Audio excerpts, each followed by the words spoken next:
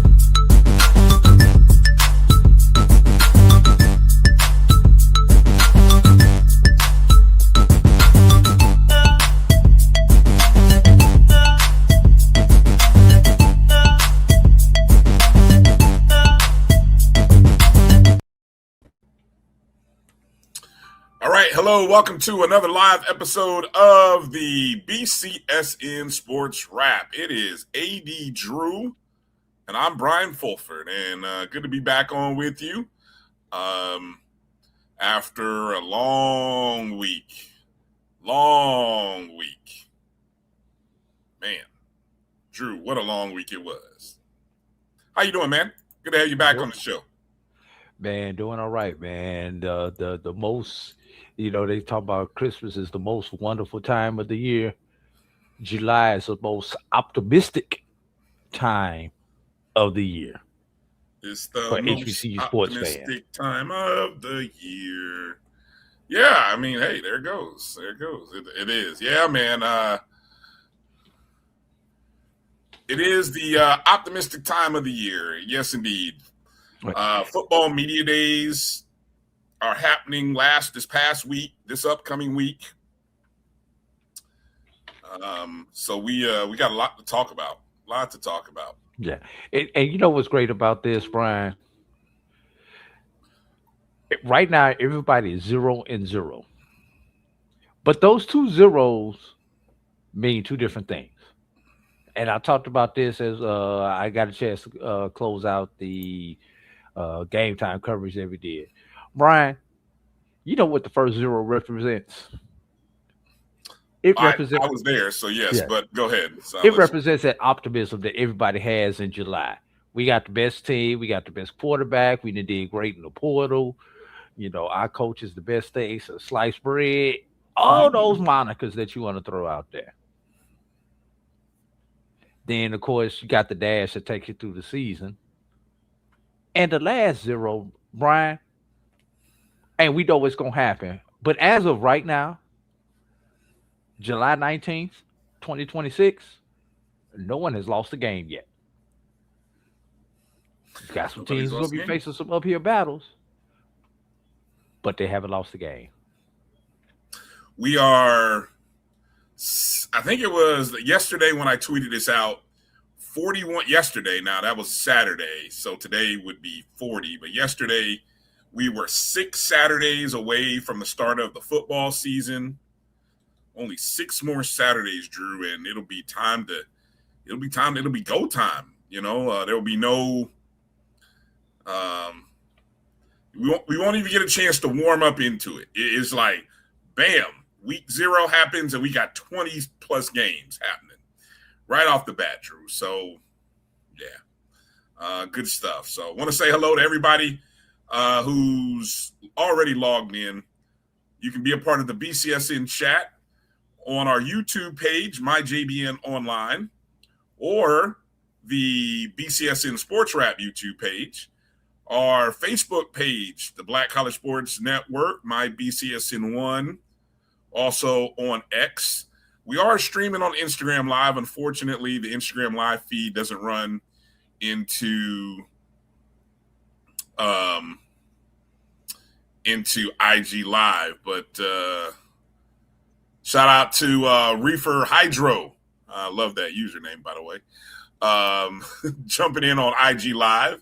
He's excited about Andrew Body, and I'm sure many of us and many of you who are following the SWAC, and you guys are excited, as Drew said. And the CIAA, we will talk about the CIAA because, I had Chris Ferguson on the show last week Drew, while you were out, and Chris did a great job of breaking it down. And I watched you guys show. Okay, yeah, on thanks. the replay. Yeah, and we'll go through and talk about the CIAA and shortly, and kind of give you guys a recap because I feel like so much of our eyes and attention were focused on the SWAC. This week we've got the MEAC and the SIAC. And so coming up in the second hour, we're going to have the guys from the SIAC sit down. Good friends of the show, Jamie Walker, Sylvester Williams, or Sylvester Williams and Jamie Walker. They're co-hosts. So Slider Sports Guy. Don't nobody know that man government name. Okay. Oh, okay. My bad. Slider Sports Guy. Okay. There you go.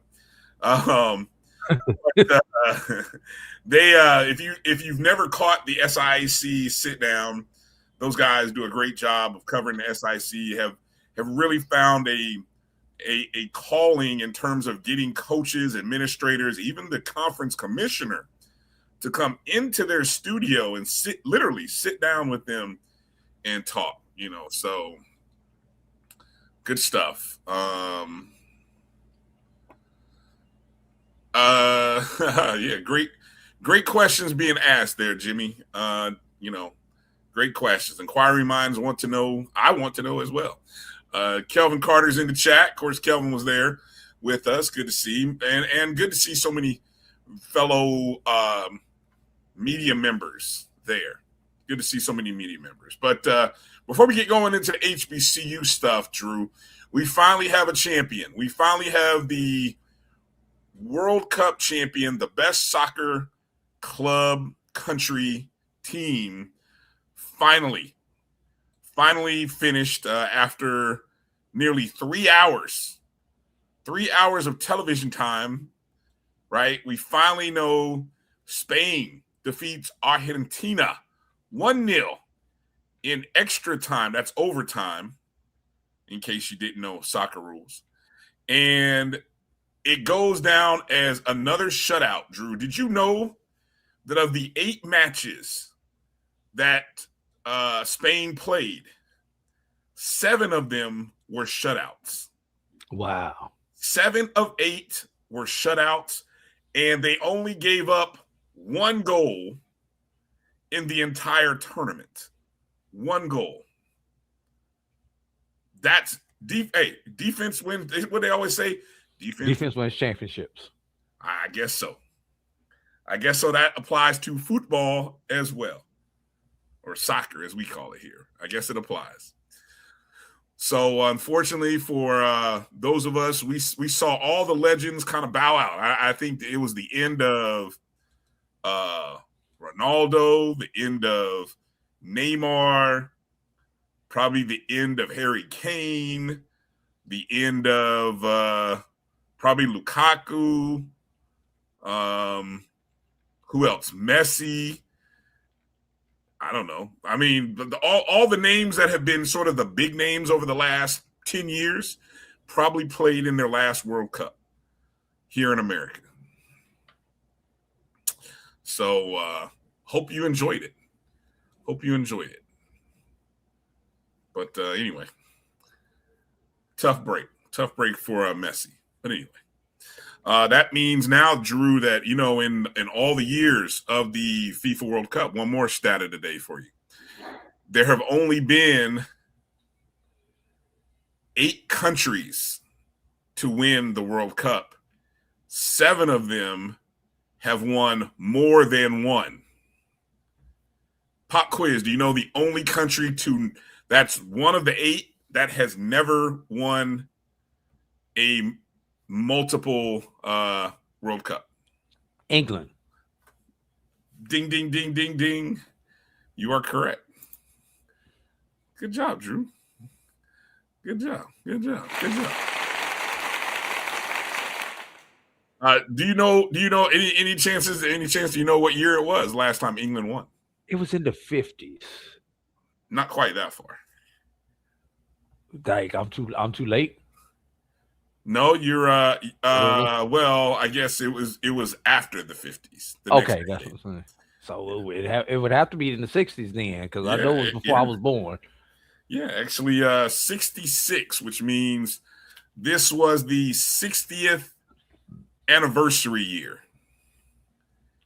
And they almost had it. They were almost back. They were almost back in the finals against Spain, but their manager got, I don't know, he tried to run the Carolina four corners offense with about 30 minutes to go, and it cost him. It cost him. It's like playing. I heard someone use an analogy and said it's like playing in the fourth quarter, being up by 3 touchdowns in the fourth quarter, going up against Tom Brady, and you're just running the ball at the start of the fourth quarter. 3 and out, and just rolling the dice. Atlanta Falcons. Well, they call themselves still playing. They said they were still playing, so yeah. So all right, well, so that was there. That was that. So here we go. Let's get into it. Now, controversially, I'm going to say controversially already. As we recap the past week, a lot of stuff was going on the past week. But Drew says to me, "Hey B, let's start with what happened on Monday." And I'm looking at Drew like, man, everything is a blur. What the hell happened on Monday? All I was focused in on was getting safely to Birmingham all day. On what day is that I drove up there? Tuesday. I don't know what day you got there. I saw you Tuesday. Yeah, I was trying to drive there all day Tuesday for, and then preparing stuff. But Drew said, let's talk about what happened on Monday. And I'm sitting there thinking, what happened on Monday? Well, hold on. Let me see if anybody in the chat knows. Does anybody in the chat know what happened on Monday? In the HBCU sporting diaspora, can anyone name what happened on Monday? Give it about 5 seconds here. And while they figuring that out, Brian, which of us had the tougher road to get to Birmingham? B jumping off a plane from Vegas and at 6 o'clock in the morning and driving to Birmingham that same day, or you driving up from Orlando on the same day? Well, wait a minute. You did what on Monday? You did what? I jumped off a plane at 6 a.m., went home, took a shower, switched suitcases. Oh, from Atlanta and then drove. And then drove from Atlanta to Birmingham. Oh, I think I had the tougher road trip, Drew. I had to drive 8 taking hours. Taking that red eye, man. You can sleep. You can sleep on a red eye, Drew. I've been on a red eye from Vegas. You sleep on a plane.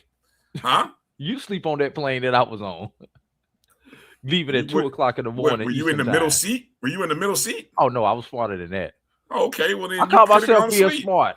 I got that. I got the extra leg room and everything else. There was one thing that I did not do that I should have done, Brian. Exactly. Look, normally us folk who had to drive from Central Florida to Birmingham ain't trying to hear about you on a red eye flight and then landing nicely in Atlanta and then having to drive 2 hours west. We ain't trying to hear it, Drew. But normally when I plan on sleeping on the plane, I get a window seat. No, I got an aisle seat. G Boom, man. I don't know how far is Cypress to Birmingham. That's in the Houston area. Yeah, I mean, it took us.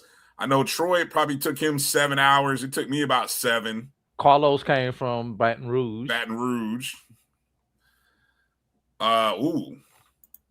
Steve might have us beat from coming across the country from Winston-Salem to Birmingham. What's that? Is that I-20 all the way? 20. Yeah, pretty much. That can be a long ride just on 20 alone. Rolled out of St. Louis. Yeah. Okay. So see, Drew, we all had it beat. We were in the car, Drew. You're in a plane. We ain't trying to hear. Anyway, I didn't see anybody guess what happened on Monday. Now, Fat Mouth said Texas Southern. You know what? I would agree. Was that Monday? I think so. I think so. The info on I don't know. I just saw something. I saw the article by Kyle Mosley. But anyway, I'm gonna, because Drew brought this up. This is Drew here. Has anybody ever? Okay, I don't want to do that. Okay, so anyway, I was out of town, and I scheduled my plane. I had to schedule my flight to get back so that I could get to Birmingham. I didn't even see this covered on HBCU Game Day, Drew. This is how obscure this is, but I'm gonna digress. I'm gonna see That's because while the not editor of HBCU Game Day is in the chat, I'm gonna see if he covered this event. I don't think it was even on. I don't even think it was on their site. Okay, so this is how obscure it is, but just because of Drew. The Natural State Kickoff Classic between UAPB and Morehouse is going to kick off the college football season in Arkansas. That was the press conference that occurred on Monday. Yes, you heard it right. The Morehouse Maroon Tigers are taking on the UAPB Golden Lions. Is that week 0, Drew, on Saturday, August 29th? Another game. All right. Any details? Is this the first time meeting between Morehouse and UAPB? This is the third all-time meeting, and UAPB leads the series 2-1. And when was the last time they played? Morehouse has the last victory in this series, which was in 2018. Okay. they bet 3 times between 2015 and 2018. Huh. Okay.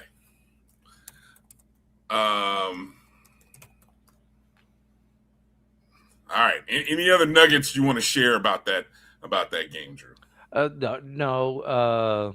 Obviously, tickets and everything are on sale for that. Where in Arkansas is that game going to be played? It's going to be held at Little Rock at War Memorial Stadium.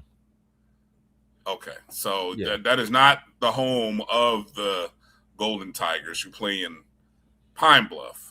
But who plays in that stadium in Little Rock? I don't know. Does Little Rock have a team? Arkansas Little Rock. They may play have football. Look, see, you're supposed to know this. You're asking me. I don't know. I don't know either. All right.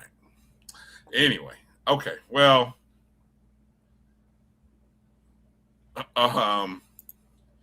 yeah. That what did it say? That is 0.5. Yeah. 0.5 on the Richter scale. All right. That's pretty good. That kind of coincides along with some other stuff, some other pre-games,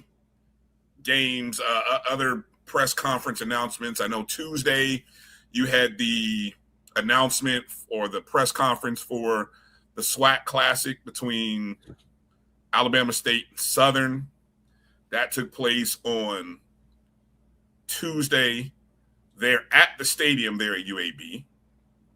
Then on Thursday, of course, we had the Cricket MEAC SWAC Challenge kickoff presented by Toyota between Howard and Alabama A&M.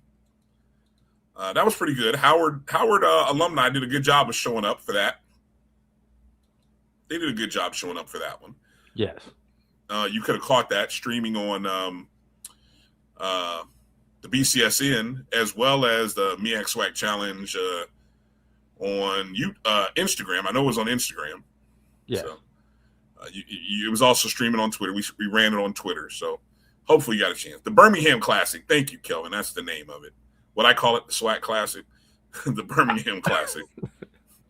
You know, one of the things that was discussed regarding the Birmingham Classic, will that be an event that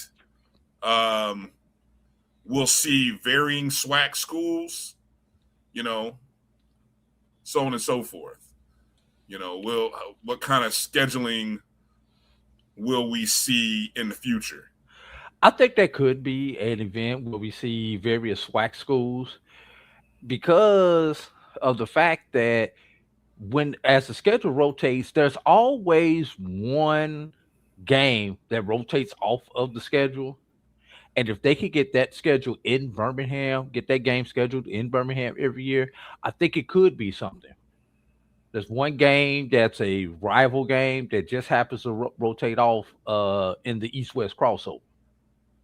Right. And again, this is the Birmingham Classic that is probably about 2 or 3 years in the making. Remember, this was supposed to happen. It's supposed to be Jackson State Southern originally. A couple years ago. Right, but they wound up moving that game on campus. Right. For the 2 years that game rotated off the schedule, everybody. Right. Yeah. That game got so anyway. Stop on the out of conference games. I disagree with you on that, G Boom. I'd rather play that than go play Ohio State or Michigan State or Georgia. Pun intended. Well, we are a good brand, we're a good sell, and I think this non-conference conference game is good from the simple fact that you usually will get a good matchup that, who knows, it could end up being, even though it doesn't quote unquote count on the schedule, it could end up being the kind of game that you might see a rematch of. It could be the kind of game that people use as a comparison of, one team versus the next, or how did you play? Just think about Southern and Alabama State and just think about their trajectory during the course of the year, right? I think a lot of people will.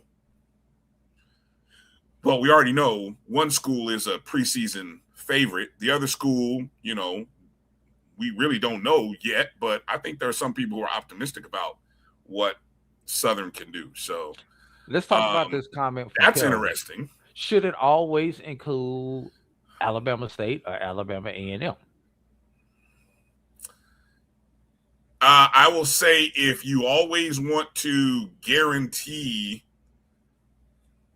15 to 20, yes. I think so. Because those are two bought-in fan bases. Now, I don't know who's the next SWAC closest school to Birmingham. Jackson. Okay. Jackson State would be geographically. Jackson State's probably 3 hours from Birmingham. But how far? And how far is Huntsville? Is how far away? Let's see. Montgomery is maybe 90 to stadium, 75 to 90 minutes. Huntsville's probably 145. Mm-hmm. But I think by the simple fact that you're going to have Alabama A&M and Alabama State alumni in Birmingham. So got a lot of Jackson alumni in Birmingham too. Okay. So I would always say you're trying to fill one of those two schools and then maybe a Jackson State. But what that means, though, Drew, is you're always probably going to have a Western Division opponent. Yeah, well, I think that's how it's assigned. It's going to be an East-West crossover. It has to be. If I'm a Western team, I'm not moving my home game to Birmingham. Same thing if I'm an East team. If it's EVE in a division game, and it needs to be I would think it would need to be a non-conference matchup. One of those games that does not count, you're going to get more buy-in. But let's look at a couple other options with that, Brian. Mm-hmm. When Southern and Jackson State roll off again, does that game get moved to Birmingham? Ooh. Because remember, that's how it was. That was the original plan. That was the original plan. Till I believe, who was it? Jackson got sued by the Southern Heritage Classic. Yes. I think that's what was the hold up with that one. How about how about this one? How about A&M and a non-SWAC opponent, Tennessee State? Yeah, there you go. I think that would do well. Yeah, cause straight down I-65. Yeah. I mean, that's a close enough opponent. Yeah. So you do have a lot of options. I don't know. Does Alcorn? I don't know. We got Kelvin Carter in the room. Do Alcorn want to come? Alcorn, and who would they play from the East? FAMU, Alcorn. Yeah, I think you could get a FAMU to come up. Alabama State Alcorn. Okay. I mean, show me TSU. I'm assuming that's Tennessee State in this case. Yeah, I think you give me. There's a lot of options, Drew. There are. Now, I have not heard what are the, because everyone likes to talk finances. What are the incentives that the schools get for this game? Have you heard? Because I missed that. What are the Brian? Of course, they don't mention those things in these press conferences. I know that the city of Birmingham is taking care of a lot of the costs for this particular game, and if you're Alabama State or maybe in the future Alabama A&M, you get to play in Birmingham twice. You're home away from home at Legion Field. One thing I found that was unique is Alabama State. Wait a minute. Hold on. This game is not played at Legion Field. This game is played at Legion Field. The home Birmingham of the Magic City Classic is played at Legion Field. I thought the Birmingham Classic was played right there on UAB's stadium. It is at Legion Field, which is also the home of the Magic City Classic. Okay, and for the city of, I did not know that. And for the city of Birmingham, because this is an underutilized facility now with Progressive Field there, this is an opportunity to get more events in Legion Field to justify the cost of having to just keep that facility operational. Because right now, Brian, that facility is only operational for one game, really. And that is because the Magic City Classic draws more people than Progressive Field can handle, plus the fact that Legion Field has one of the best tailgate atmospheres that you will find on an off-campus facility. All right, so and Alabama State gets to keep their sideline also. I thought that was something that was interesting. What do you mean they get to keep their sideline? Alabama State and Alabama A&M do not alternate sidelines in the Magic City Classic. Despite the fact that they alternate home and away and dark and light jerseys, they do not alternate sidelines. Little known thing that I didn't know. Okay. All right, and for the MEAC SWAC Challenge again, Alabama A&M and Howard playing in Center Park Stadium. That game on ABC, 7:30 p.m. Oh, the start, mention that. The start time of the Birmingham Classic is what time? 2 p.m. Central Time. So that's 3 Eastern. So no direct conflict with the MEAC SWAC Challenge, which will be at 7:30 Eastern. 6:30 Central. 6:30 Central. So that is pretty good that you get a 7:30 kickoff. I don't think there'll be very many other conflicts. There are multiple direct conflicts. Well, not on ABC or ESPN. No. That maybe, yeah. Okay, no. So there you go. No. There you go. There are not. But Brian, we're going to talk about the MEAC SWAC, the Cricket MEAC SWAC Challenge kickoff presented by Toyota. But let's back up. Let's talk about the announcement that came out during the middle of SWAC Media Day. Well, hold on a second. Hold on. Because, let me finish with the MEAC SWAC Challenge. I was just looking at future matchups. And this is sort of a bridge towards where you're going to go, right? That announcement. Mm-hmm. So you get the announcement pulled up. Let me finish with this bridge about the future matchups. So in 2027, the expected, now don't get me on the date here, but I believe the future matchup in 2027 is between Morgan State and Alabama State. Are you at liberty to confirm or deny that, Drew, from what I'm seeing here? It's published on the website. So thank you. Okay, it is on the website. Well, how about this one? How about this one? Because this was mentioned that I was at our lunch table with John Grant. I don't know if this is on the website.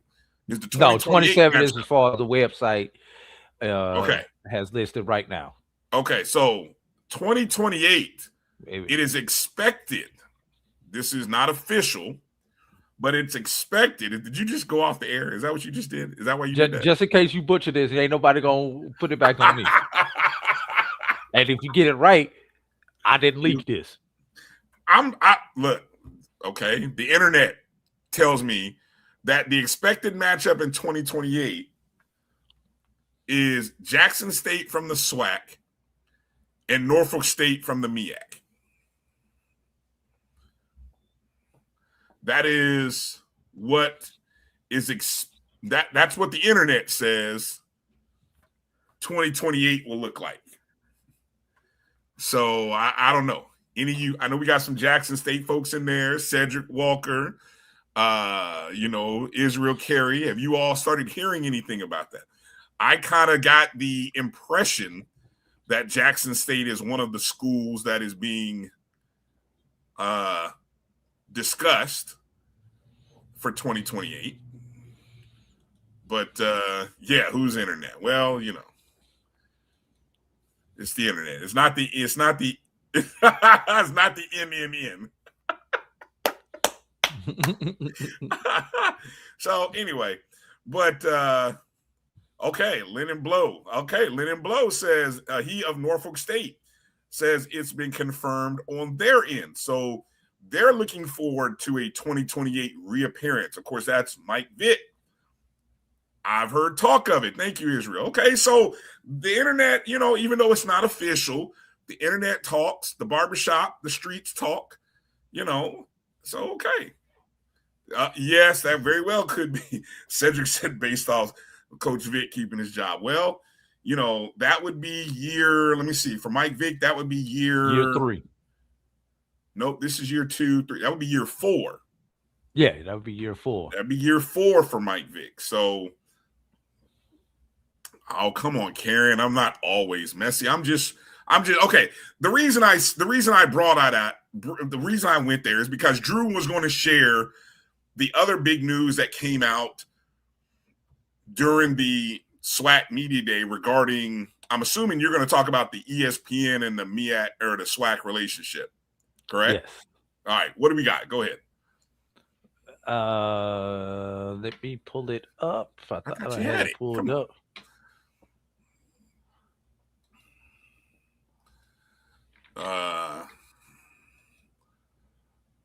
Why would JSU give up that home game? Is a question. Well, I mean, it's not a home game. It's not a home game. Week 0.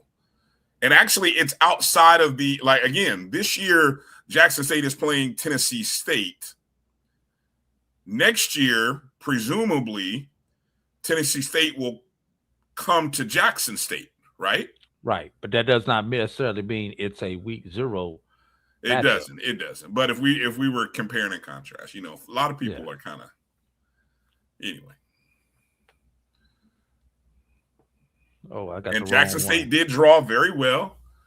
They drew very well in Atlanta when they played a couple years ago, and Norfolk State showed themselves very well. They showed themselves very well.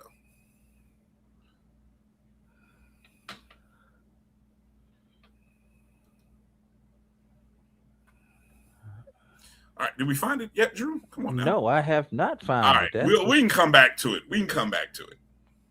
Because that'll give me an opportunity to jump ship. It's on my other Mac, and then I'm not on. Oh Lord, hold on. Let me. Okay, so see now, since I'm sitting here on game day, let me see if I can find the article on game day. Since you don't seem to have it. Here we go. Up.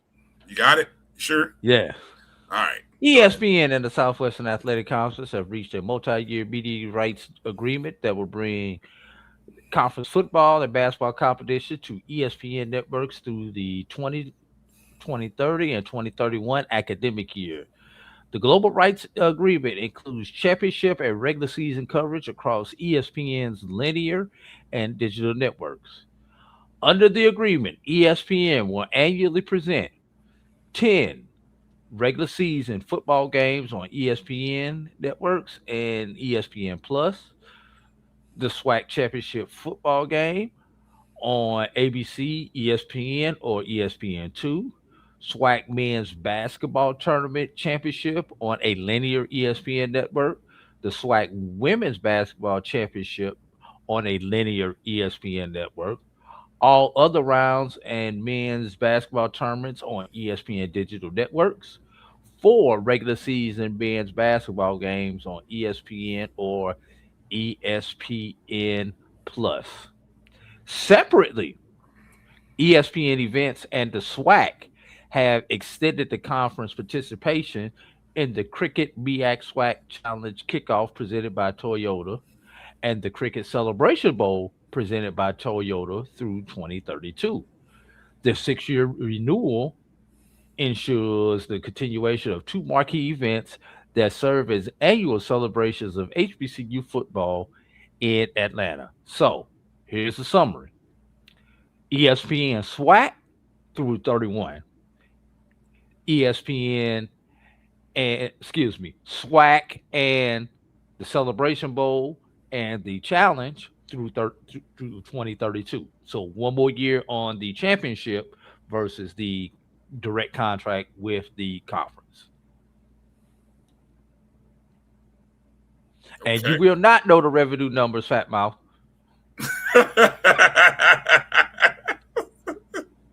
No conference puts it out. Things may get leaked, things may get assumed through other media outlets and everything, but you will not get a number from the network. You will not get a number from the institutions or the conference. That's why there's always one word in front of whenever we talk numbers, Brian. That word is reportedly. Hmm.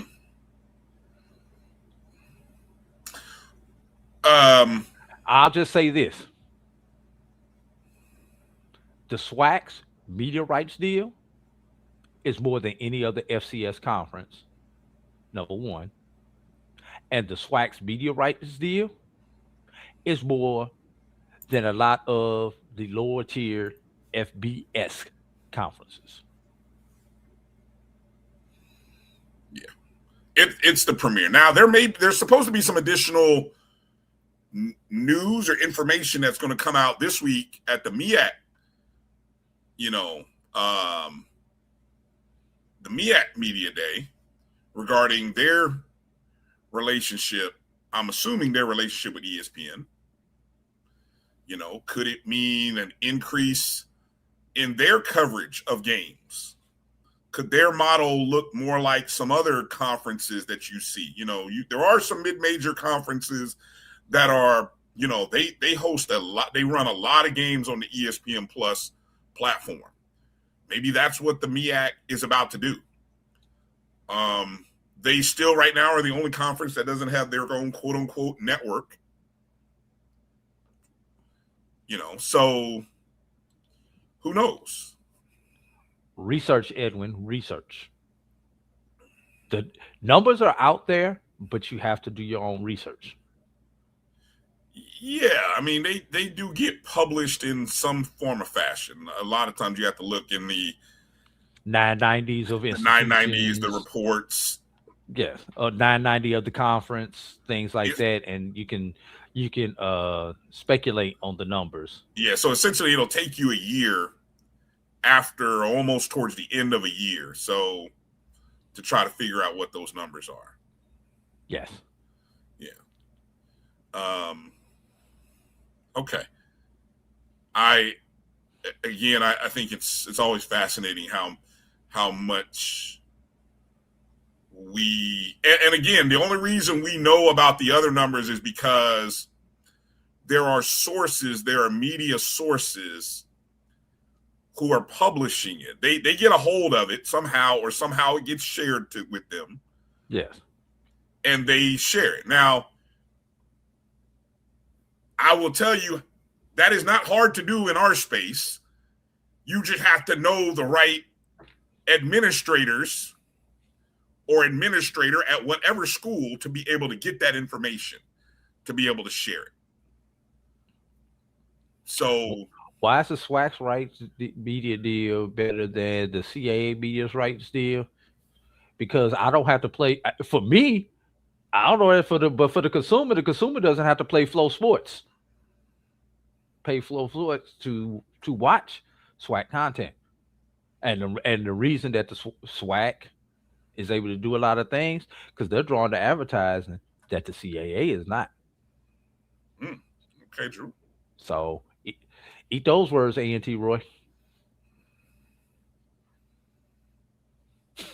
Well, I think I have heard, and A&T Roy may add into this. I have heard that the dollar value that North Carolina A&T has received is pretty good. And it's afforded them to do certain things. So there you go.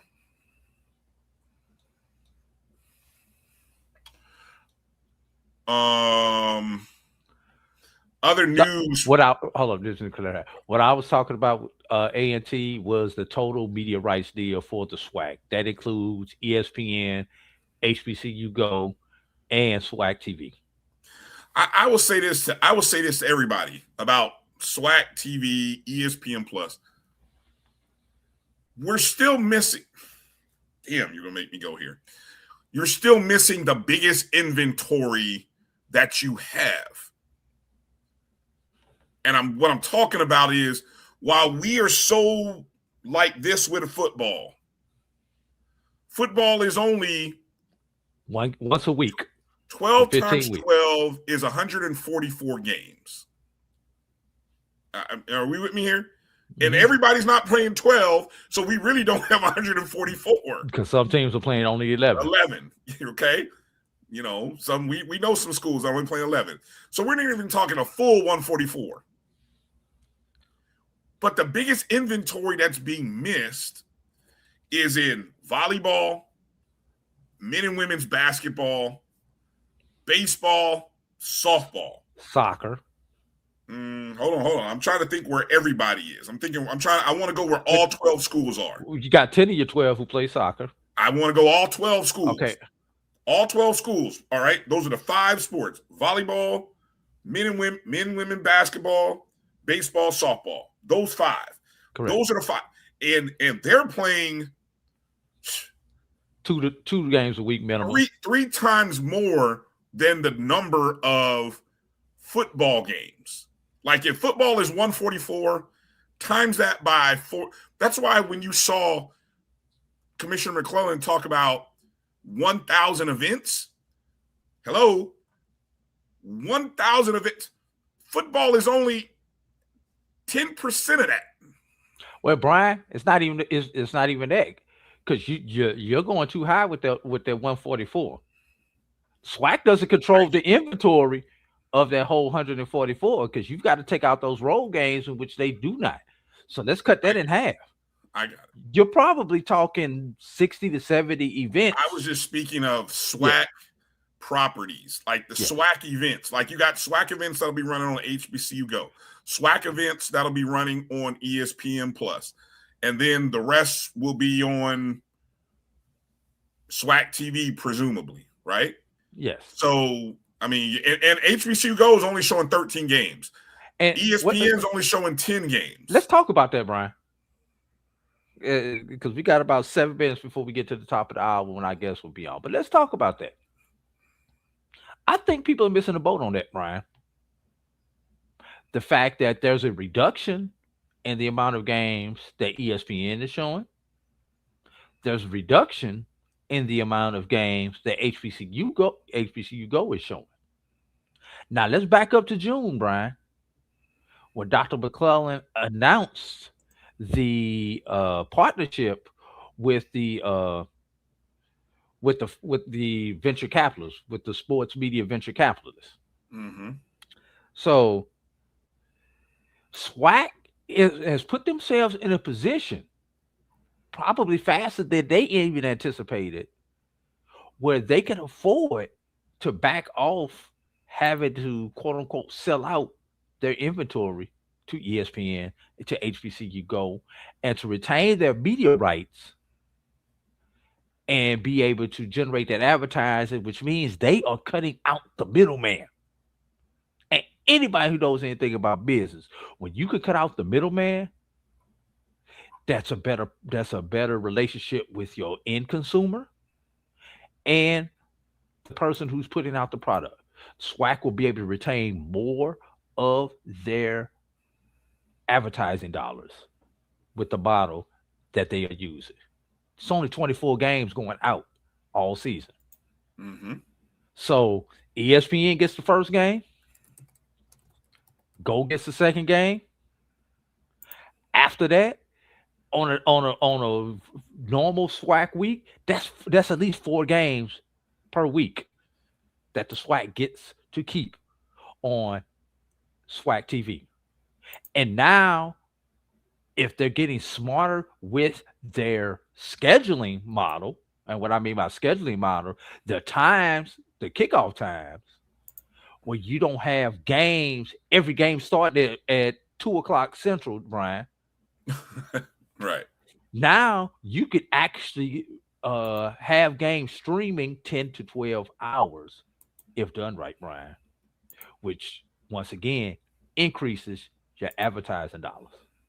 Yeah. Because you've got a chance to get more eyeballs. Because if everybody's watching the game that starts at 3 o'clock Eastern, you're cutting your potential eyeballs in half or in thirds.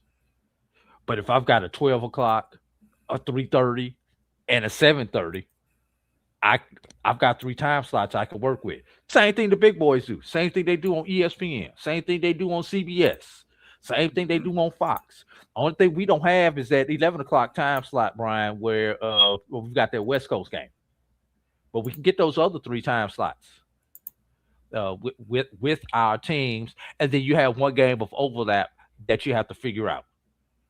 But I still don't start that at the same time as one of those time slots. I have it where I'm starting it so it overlaps a little bit. But that's game 4. Your top game is gonna be either that 3:30 or that 7:30 time slot, depending on what the metrics say that you have the most viewers. That's where you put your top game. And the early game becomes your least favorite game, and then you slide that other one in there. Yeah. I look for we'll have to do the TV matrix and kind of see if the creative scheduling was done like you mentioned. Yeah. And Kel brings up a point, obviously it's going to be a little bit, those first couple weeks, nobody wants a 1 o'clock time start. Yeah. The first 3 weeks of September. Look, the biggest things that SWAC TV has to do is we got to get an updated version. 2.0 needs to roll out. Yeah. 2.0 needs to roll out that has the actual multi-view settings. All right. SWAC TV you can go back and watch them on demand. Yeah. So you can go back. It's on demand. So yes, you can go back and watch SWAC games. And also, one of the things that we talked about, I appreciate Troy, Fat Mouth Sports, for talking about this. The platform has to go through some more work with Roku, which apparently is I watch on Apple TV or not Apple TV, but Fire TV. So I didn't even know some of the issues on Roku existed. But apparently that's a software issue. So again, there's 2 different things to SWAC TV. There's the technology, the app itself, and then there's the production that goes into the app. 2 different things. Yes. The production that goes into the app, getting it to the app. Yeah, you're right. That goes into the broadcast feed. That's your schools or your third party licensed vendors that the schools use to produce the broadcast. That's on them. And then the other part is what the SWAC is working on. But still, the numbers are huge. I mean, Commissioner McClellan said the numbers were in the minutes and hours were 60 million, over 60 60 million. million. Yeah. Yeah. Now, I want to keep an eye on this, and we can talk about this later. What Steve has brought up, Winston-Salem with talking about start times has 2 8 o'clock start games, 8 o'clock Eastern time starts. I want to keep an eye on this and Really? see. Yes, I don't know which games they are. Steve, if you could put in there which games those are, interesting. who the opponents are. But I want to keep an eye on this to see, what kind of attendance and what kind of ratings those get on the CIAA network. Yeah. And I agree with you that also makes a broadcast. They hire real talent. These are the same people who have done games on the ESPN platform who also do games on SWAC TV. Yeah, they do. I saw one other nugget that happened this past week that I wanted to quickly mention before we go to the break and get ready for our guest. Because I don't know if you guys knew, obviously last week was the CIAA and the SWAC, and we'll talk about that coming up. Obviously this week is the SIAC and the MEAC. But also last week was the Ohio Valley and Tennessee State. And I did see that. That's the other who? Yeah, exactly. You talked about the Morehouse, Arkansas Pine Bluff who? That's the other who. Yeah, that's a great bookend for this hour.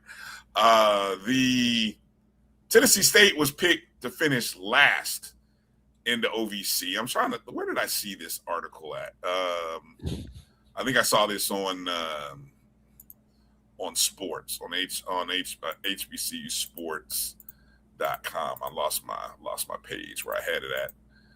But that wasn't even the bigger news that Tennessee State dropped. Again, this is still the institution where 6 head coaches of major programs submitted a letter at the end of May to the president of the university saying that their boss, that they had no confidence in their boss. I have no confidence. Look, hold on, I almost caught myself. I'm just here for my paycheck. I am. I was going to say something that was going to get me in trouble. Can you imagine submitting that letter to your boss's boss that you don't have any confidence in your boss? That's a flex.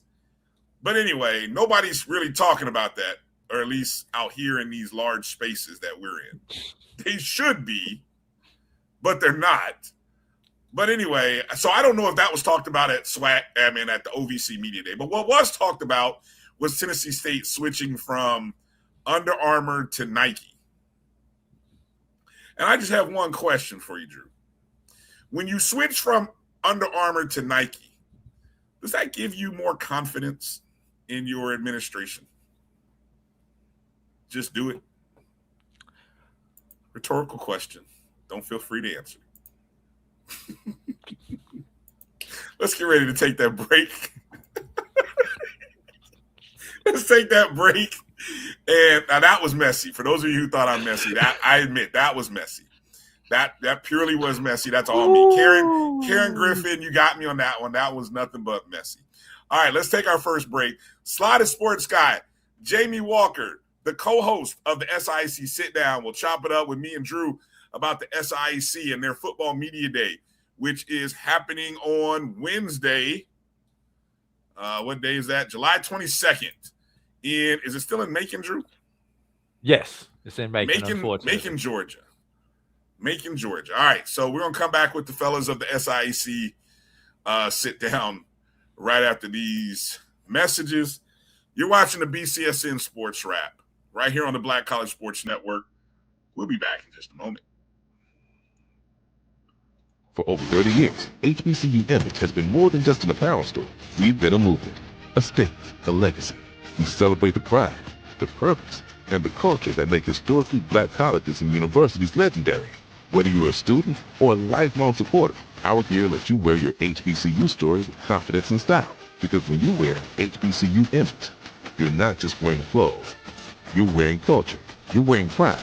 You're wearing purpose. HBCU You ever told yourself, I want to get into real estate but don't know where to start? Here's something just for you. From Friday, July 31st to Sunday, August 2nd, the Learn Real Estate Fast Masterclass is coming to McKenzie Office Park in College Park. You'll learn wholesaling, commercial investing, and how to purchase property with zero money or credit. I can tell you, education and access are everything. This masterclass is designed to give you both. Whether you're brand new or ready to level up, this is where you start making real moves. Enjoy free lunch, free study materials, and receive a certification of completion. So don't wait. Seats are filling fast. Do not sit on the sidelines while others build wealth. Take that first step toward ownership and legacy. Get your tickets now at learnrealestatefast.com or tickpick.com. For more information, call 678-859-3303. Master the market, build your legacy, secure your future today.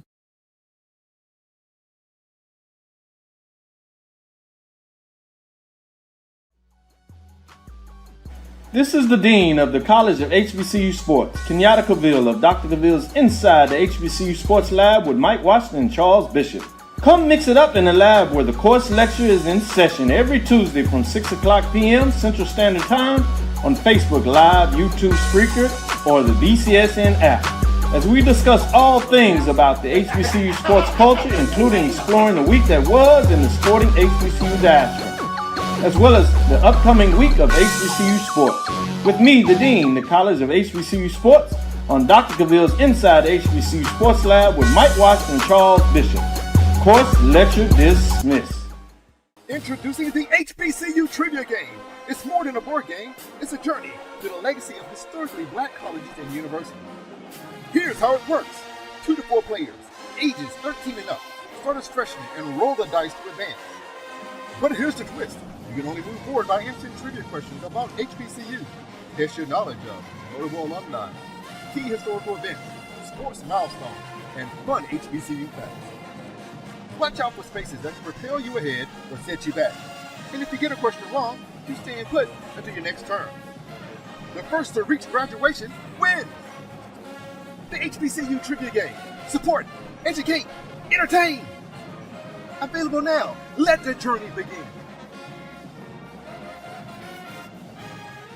Football fans, HBCU football is back in the ATL on August 29th with the Cricket MEAC SWAC Challenge Kickoff presented by Toyota, representing the SWAC, Alabama A&M, and representing the MEAC, Howard, Bulldogs, Bison, the Marching Maroon and White, the Showtime Marching Band, the premier FCS matchup in primetime with a kickoff trophy up for grabs. Join us pre-game for band jamborees, food, activations, and fellowship. For tickets and information, visit MEACSWACChallenge.com.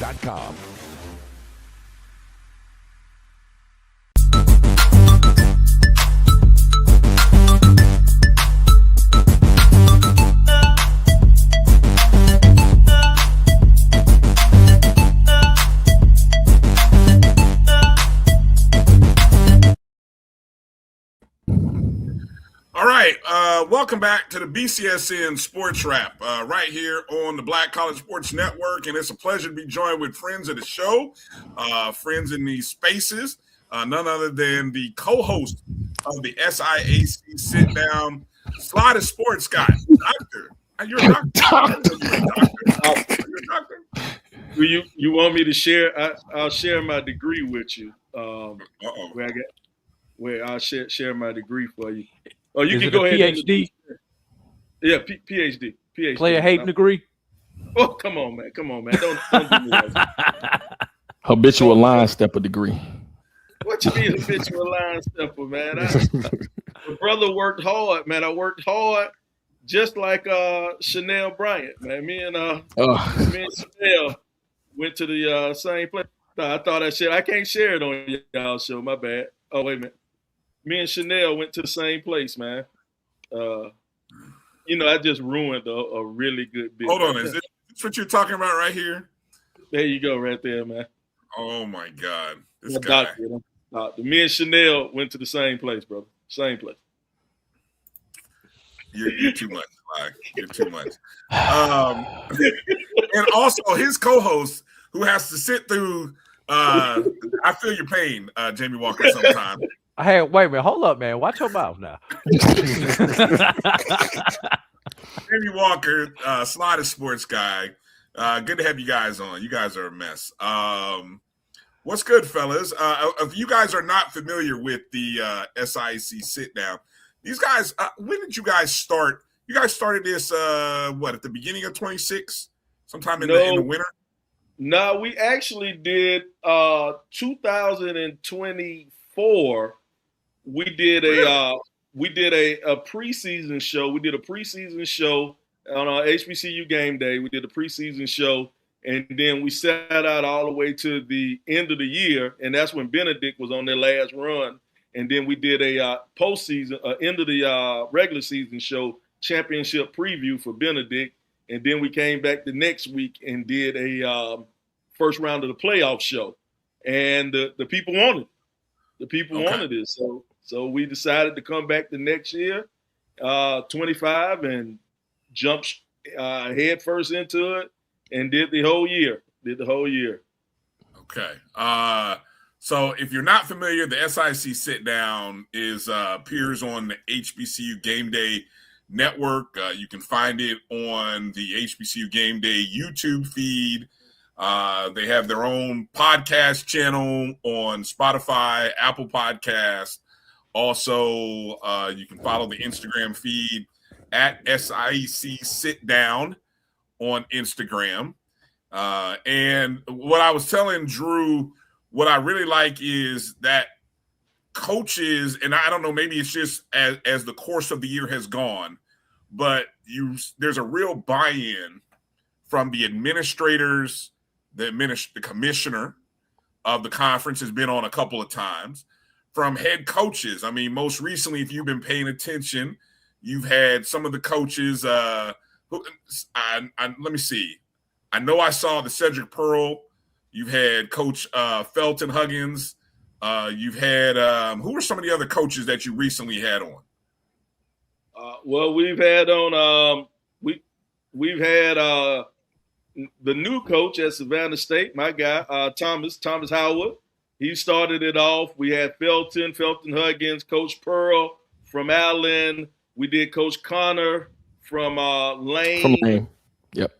And we released Coach Good from Miles. We've actually sat down with every coach so far. We sat down with every coach, and we're releasing them once a week, during the summer, so everybody can get their football feel.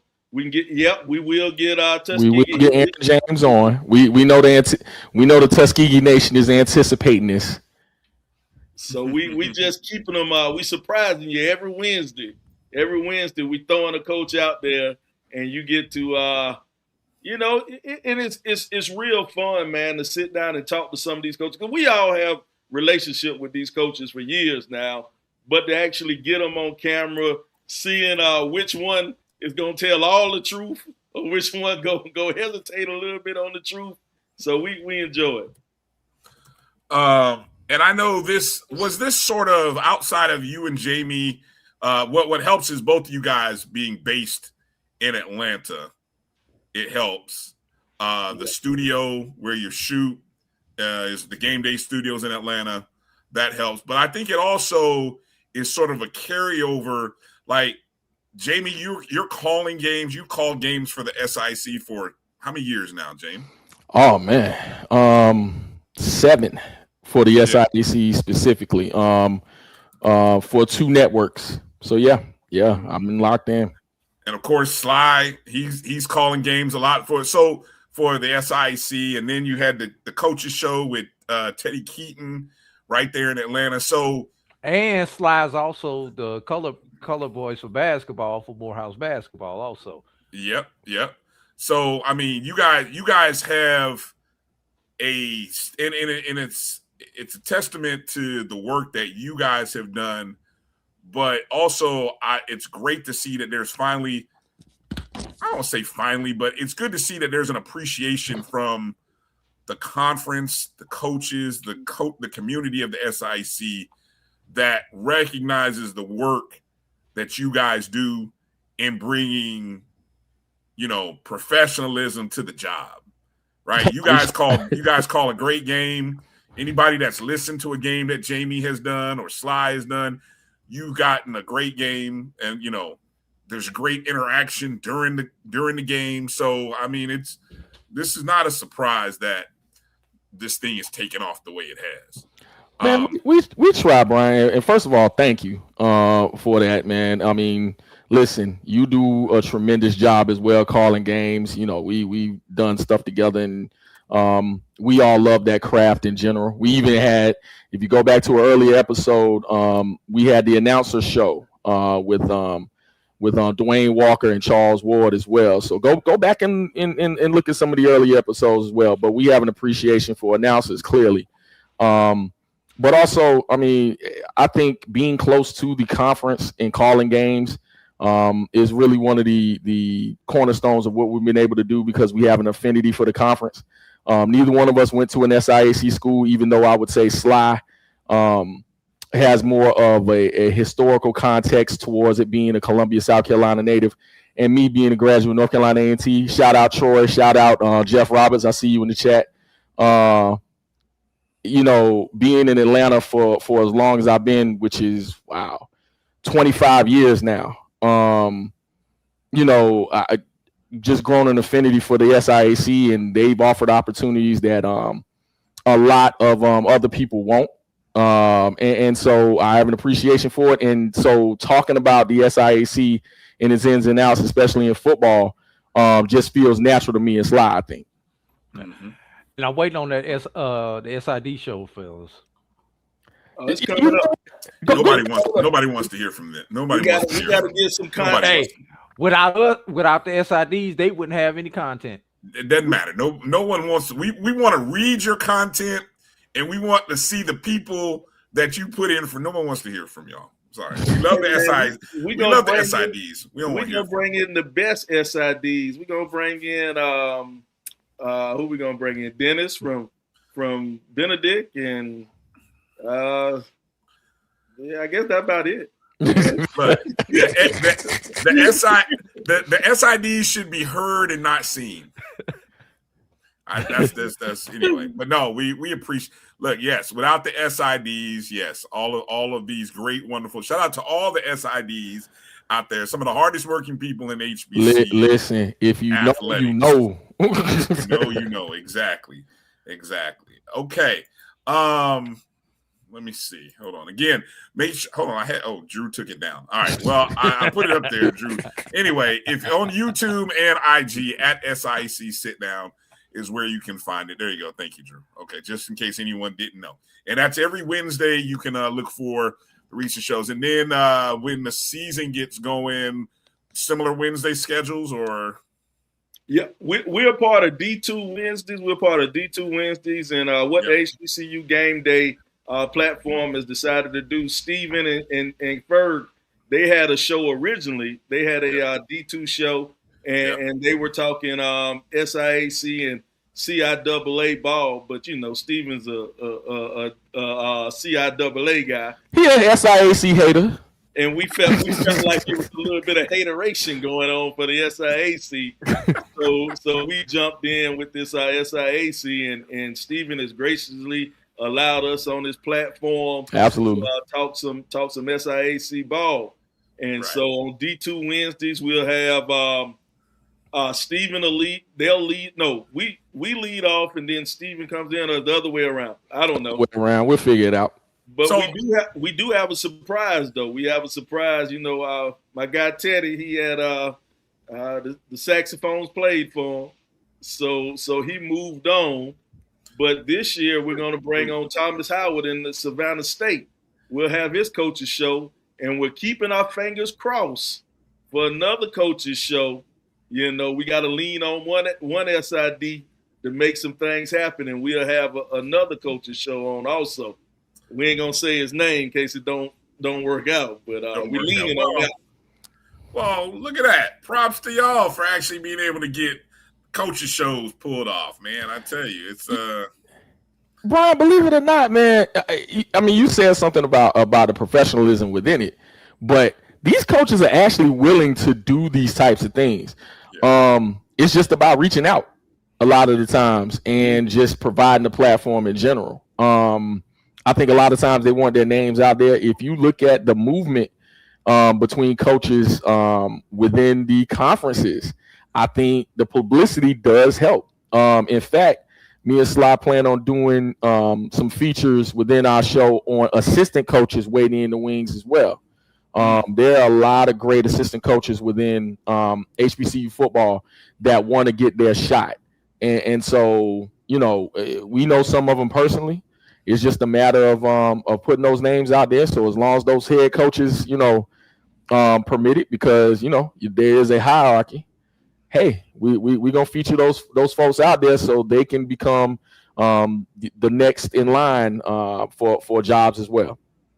And another thing I want to throw out there, man, when it comes to these coaching shows and stuff like this, a lot of the coaches want it. But they, you know, don't particularly know how. They don't, you know, for whatever reason, they don't know. I mean, basically, they don't have a platform to put it on, and they don't have anyone pushing them to put it on, because we got personalities in the conference. And I think that's what makes this that will send this conference over, you know, to the next step, is getting some of those personalities out there and displayed for the world to see. Sly, Jamie, top personality currently in the SIAC. Ooh, I don't know. That's tough. It is tough. And this y'all talk to everybody. So this the crazy thing. I think for basketball, it's easy. It's an easy coach. Who is it in basketball? Coach Dixon over on the sideline at Morehouse. That's the greatest. That is the greatest show on earth. Sometimes I get to watching that instead of watching the game. And you're supposed to be calling it. Yeah. I would say Felton Huggins. I think so. Yeah, I mean, Felton Huggins would be the biggest personality. I think the largest one just left. Well, he's not there anymore. Let's just put it that way. Teddy would have been. Yeah, he would have been it. Quiet as kept, though. Quiet as kept. And you saw some of his subduedness at SWAC Media Day, but doggone it, listen, Quinn Gray. Believe it or not, if you dig just a little bit, just you know, dig just a little bit, you'll get that personality out of him. I mean, he's a, you know, a soundbite. The demeanor, get the right question. But absolutely. But he gives you that soundbite in that even tone, and you have to pay attention when you're talking to Gray to catch that he just took a shot at you. Yeah, or somebody. Or somebody. Yes. Quinn pulled us over to the side when we went down there for the playoff game. He pulled us over. He said, "Hey, man, I saw y'all gave that swaggiest Coach of the Year award, and my name wasn't mentioned. We're going to have to rewrite that." That's the big thing, too. You never know who's paying attention to what we're broadcasting. That's a good sign. When you got coaches that get you like that, that lets you know that, oh, people are actually watching this stuff that we're doing. I was gonna ask one final question about the coaches shows, because I do know and I have seen coaches shows that start, and then about the mid-season point when they 1-5. Yeah, coaches shows start to kind of go away, because if they're the open. Remember now, see, the new coaches shows are these, you know, all respect, you know, like the ones that you did with Teddy, where it was like you and Teddy talk, and we get to hear Teddy talking his personality, and he talks about the game, blah, blah, blah. The old school shows used to be like, hey, this is Daryl from Bevel County. Hey there, Coach. I've been a long time fan, but I got to tell you, I have no idea what y'all been doing on these third down plays. Coach, these third down plays ain't working, Coach. Why? And then the smoke that comes from those call-ins, coaches are like, I'm tired of hearing. I know some coaches in the SWAC that ran away from coaches shows because those call-ins were like, why do I have to keep listening to this? These unappreciative fans. Well, that's I'm gonna take the blame for that one. I'm gonna take the blame for that one, because Teddy wanted to go live. He wanted to go live, and now also with Thomas Howard wants to go live. He doesn't want to do a recorded show. Okay. And I say this is your first year. Now slow down. And you'll find out, man. Some of these fan bases, like. One thing I appreciate about this conference, I did not know how deep some of the fan bases in this particular conference was, because you know Tuskegee has a great fan base. You know, I'm from Columbia, so I know Benedict has their fan base. You know, but I started calling SIAC games right before the pandemic on Flow Sports, and I was calling them. I was calling Savannah State games, and I did not know Savannah State may have the best fan base in the conference. It's close because their fans travel. They aren't as big as Tuskegee. They aren't as big as Morehouse, but their fans show up. Savannah State is in the house no matter where they're playing. They're there. And so I told Thomas, I said, hey, man, you might not, your first year, you might not want to deal with that live show. We'll work our way into that. Baby steps. Can I co-sign on that, Sylvester? Oh, yeah. Because I will tell you, outside of Clark Atlanta, who is next door to us, and Tuskegee, Savannah State is the next fan base as far as road attendance at our institution. Mm-hmm. And I don't know if that's a product of us being in Atlanta with a lot of Savannah States in Savannah alumni in Atlanta. And I think that has a lot to do with it for our institution. But you guys have seen them more on the road than I have. You guys could probably co-sign on that as far as other places where you guys have caught them on the road when you guys have been calling. Oh, yeah. And Drew, remember this year, the basketball game, it snowed that game. It was a snow game. Well, Atlanta snow. It's Atlanta snow. A heavy dusting. Yeah. Heavy dusting. It rained. It ain't St. Louis snow. It's Atlanta snow. Shut the city down. But the Savannah State fans still showed up to that game, and they were there deep. Can I get a backstory to that quickly before we move on? Go ahead. It was over the Christmas break. It was the first game of the new year. B, it snowed. C, I was out of town because I was at a funeral and I am the ticket manager. So because of all those factors, we decided to make the game free. We didn't think nobody was going to show up because it snowed. Do you know Savannah State outdrew Morehouse in our building by at least a 3-to-1 ratio? Oh, yes, I remember. Matter of fact, that was the largest game next to Clark. That game outdrew the Tuskegee game. Yeah, I can believe it. I mean, because I'm gonna tell you what. Oftentimes, I like to just drop in on SIAC contests. Like if I'm not doing anything, I just randomly just go. Clark Atlanta plays Savannah State in softball. Savannah State had more fans. Mm-hmm. And they fed the kids too. They fed the alumni chapter at Savannah State is strong. The Atlanta, I know the Atlanta alumni, they're strong. They went out and fed the baseball team and the softball team. Yeah, they're serious. They support Savannah State. And if they ever get a winner down there, boy, watch out. You better watch out. They ever get a winner down there. Hey, don't forget, Savannah State was a Division I program. I don't know if it count that as a real Division I. By name only. Okay, I mean, financially it didn't work out for them, but from all other accounts, anyway. Okay, so let's get into talking about obviously the upcoming SIAC Football Media Day. Now, of course, just to recap for people who might have had their head in the sand, last year the SIAC put 3 teams into the Division II playoffs. Last year was the first year that the SIAC went into this model and gave schools outside of the championship game an opportunity to play an 11th game, which served well for Kentucky State. So as you go into 2026, you had the Black College National Champs in Albany State. They were a 1 seed. They got all the way to the regional finals. Their coach leaves.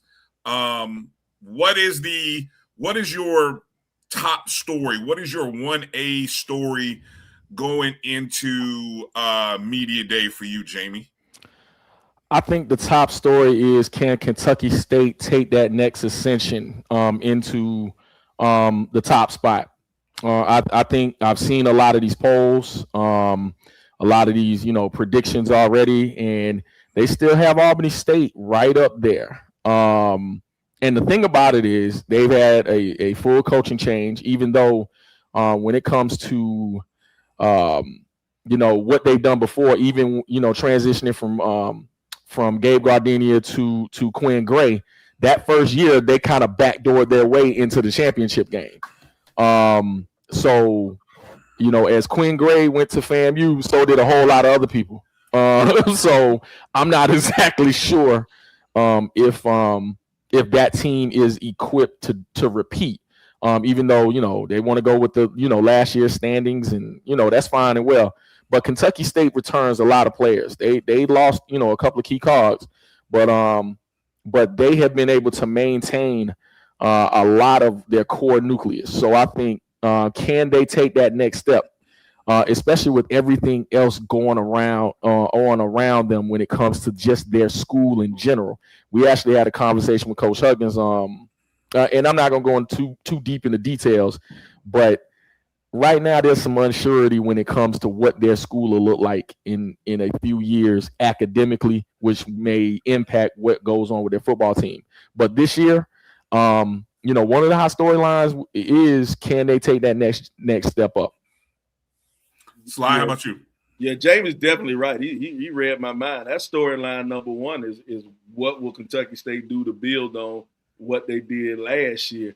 And I guess storyline number two would be all the new coaches in the SIAC, because we have a lot of rookie coaches and second-year coaches. I call them rookie veterans, because, you got Coach Sims. He's a rookie coach, but the man has been a part of 4 MEAC championships and won one of them by himself. You got Coach Connor, been around forever. You got all these coaches, who've been around forever, but they're rookie coaches. The senior coach in the league is Coach Felton and Coach James, and they got 3 years. So wow. So that's the thing now is, I think the second storyline is, how do the new coaches do? Because here's the thing about Division II ball, man. Everybody, we want to make predictions. We want to say this is who should be the number one team, this should be number 2, whatever. But truthfully, with Division II ball, I'm kind of hard-pressed to put a ranking out there until camp starts. And sometimes I won't put a ranking out there until 2 hours before kickoff, because you don't know who's going to be qualified to play. Drew laughed, but he done been Genuinely. through it. He done been through it. Sometimes you might have a kid lined up and you thinking he going to play, and he doesn't end up playing until the second week or the third week of the season, because they waiting on something from clearinghouse to get out. So making predictions on some of these teams is pretty tough. So what I like to do is what happened last year with Albany State. I say whoever brings back the most starters, whoever brings back, sometimes it ain't even starters, whoever brings back the most players, they may be the team on top. And right now, Kentucky State, they lost a quarterback and they lost a cornerback. But other than that, and a running back. But other than that, they are stacked. They got depth, and depth is a big thing in D2 also. But they got depth. I think Kentucky State, watch out. I don't understand how everybody got Albany State picked second. Yeah, I don't get that. But. Rinse and repeat. Yeah, Sly. What about those two teams from your hometown? Both of them, obviously, one is a lot of people have them predicted to finish number 1, and one was a little bit surprising for those outside of the conference last year in what they did. For those inside the conference, it really was not a huge shocker that they did what they did. But what about those teams from Columbia? Let me throw something at you. I'm gonna throw the Benedict is the quick one. The Benedict quick one. Benedict lost everybody.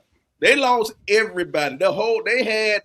If it was 100 people on the team, they had 70 people in the transfer portal. That might be exaggeration. But wow, where'd they go? But not far from it. Not far from exaggerating. Not far from it. But here's the thing. We talked to Coach Dickinson. Coach Dickinson said, don't worry about it. We'll be all right. And I looked at his transfer list, what he has coming in, and when y'all see his roster in the fall, you're gonna be like, well, okay, well, yeah, he might have something coming with him. He has a lot of talent coming to him. He has a lot of talent coming to him, and now he has to figure out how to make that talent gel during the summertime. And he also said this will be his first time, whoever his starting quarterback will be, he will have him in spring ball. He's never had a starting quarterback in spring ball. He doesn't know who's going to be the starting quarterback, but he had three of them in for the spring who fighting for the position.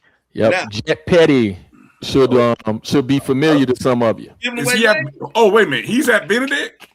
We ain't giving away names. Is he at Benedict? Wait, whoa. Is he at Benedict? Hey, Coach Dickinson, I did not say the name. He didn't say we couldn't say, but he said he's in the mix of starter right there. Some things. We'll see, because he didn't name him the starter. I'm naming him the starter. MVP. I'm calling it now. I'm watching. I'm keeping my eyes on Benedict. Ooh. Okay. But now, and you got to look at across the street. Across the street, you got Coach Pearl. Coach Pearl, what makes Allen so dangerous coming back next year, they brought back 9 out of 10 offensive line. 9 out of the 10 on the 2 deep on the offensive line. And if you know anything about Coach Pearl, we always say the P stand for what? Stands for power. It stands for power. Coach Pearl like to run the ball. So he got this big offensive line. He got they lost the All-American running back. Right? Okay. The freshman kid they red-shirted is my goodness. He is a grown man. He's a grown man. And you're going to give a grown man the ball 30 times a game, something can get ugly. They lost 3 out of the 4 starting defensive linemen, and all 3 of them went D1. One of them went to a power 4. He says, hey, we got some defensive linemen coming back, but they got the whole secondary coming back. Allen is going to be scary. Allen, and then they got the transfer kid from LSU. Young man was a 4-star coming out of high school, went to LSU, got some burn at LSU, had some things not work out, had to go to junior college.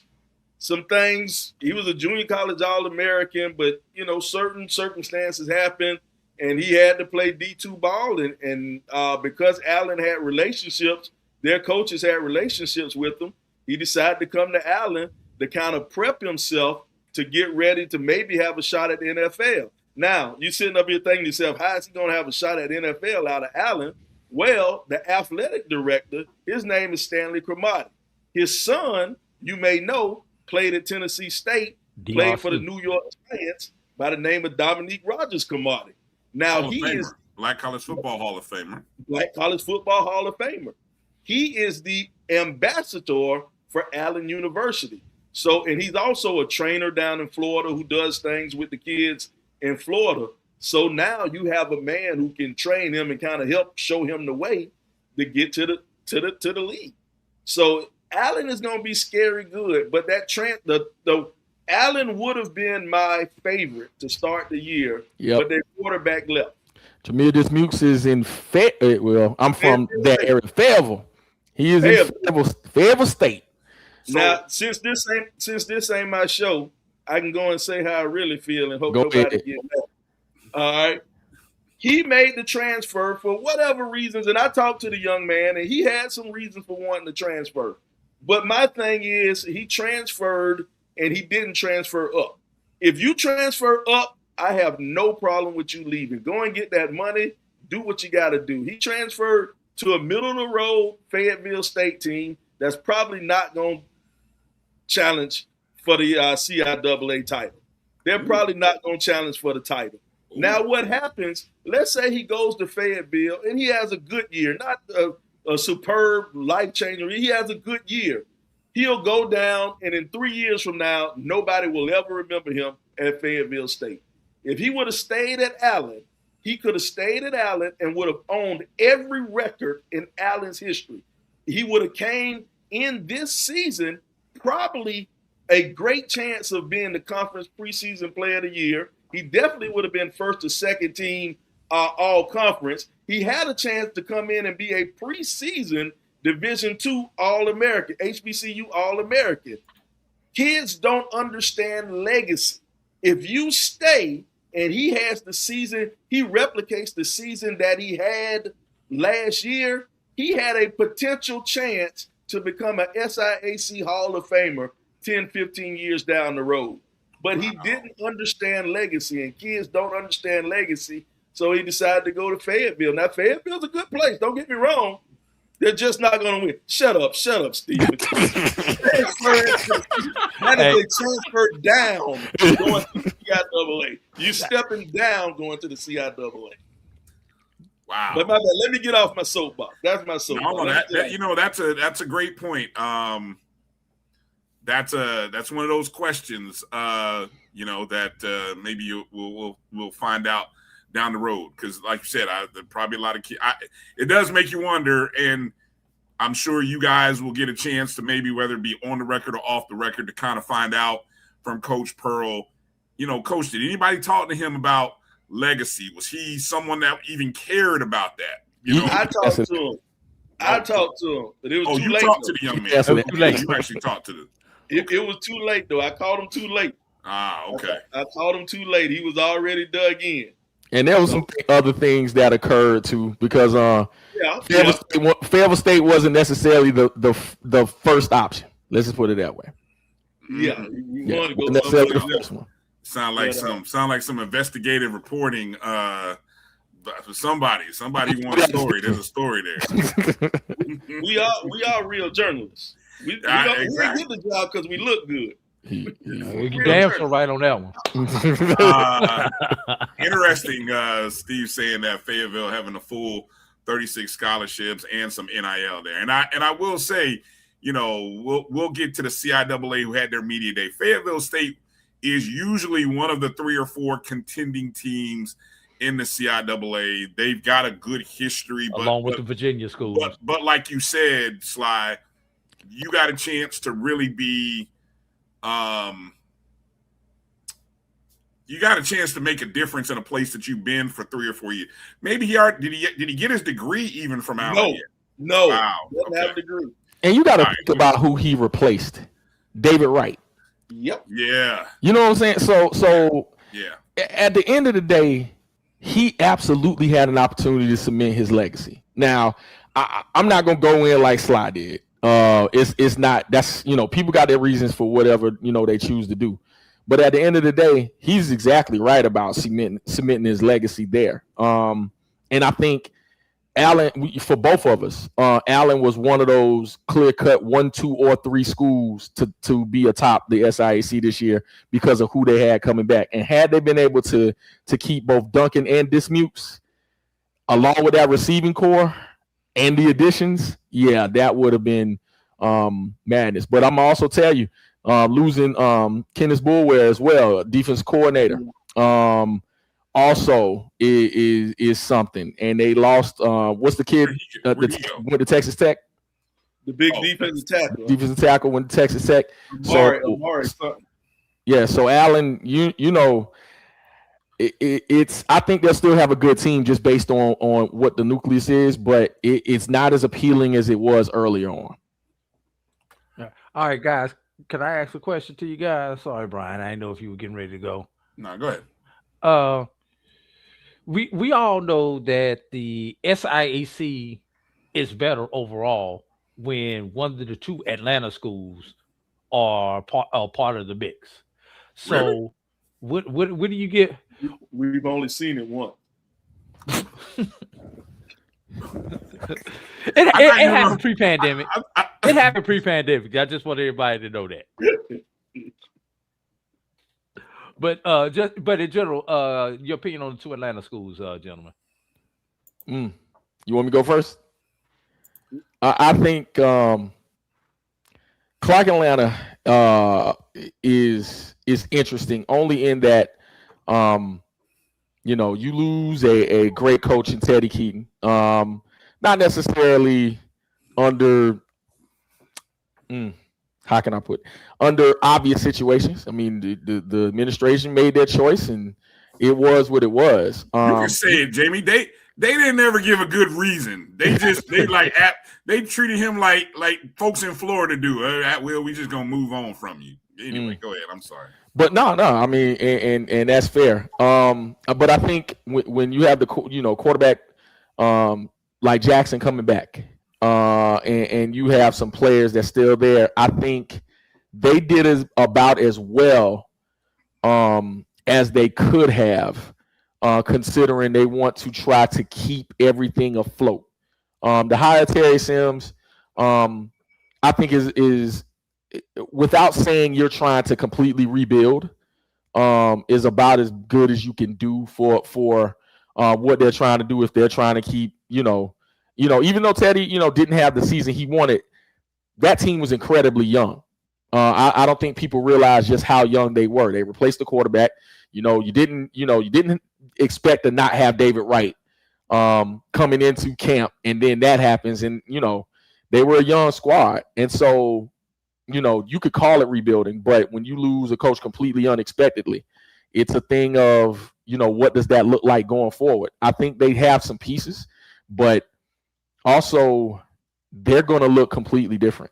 We talked to Coach Sims, and he says we're not going to be what Teddy Keaton was. We're going to play Sims ball. We're going to put our stamp on it, and we're going to look a little different than we did before. And so what that looks like will be interesting. But he's not new to this, so we'll see. Right now, he has the backing of administration. And if you're talking about Morehouse for a second, bringing in Coach Sherrod was interesting as well, because I wasn't sure whether that coaching change would occur. I think Coach Mathis did a pretty good job, and I'm not going to ask, considering what the school is.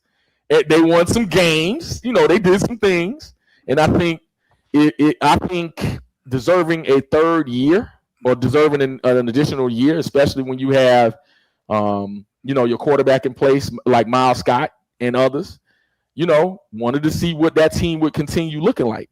But they made the change as well, and so Coach Sherrod comes in, and he's trying to establish culture. So when it comes to, I don't know what they'll look like going forward, I think they'll be more so towards the middle of the pack to the back.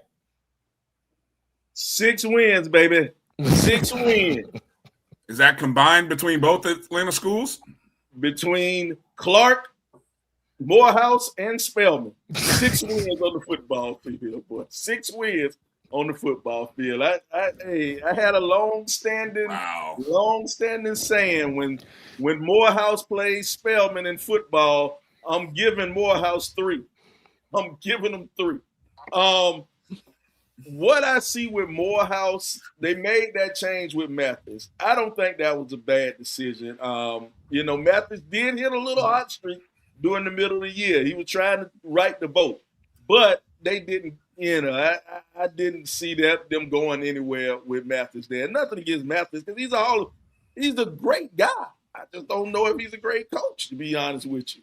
Talking to Coach Sherrod, I really like what Coach Sherrod had to say. I like where he's from. He's a Duke guy, so he understands the balance of academics and school. Because the thing about Morehouse, you got to be a smart kid to get into Morehouse.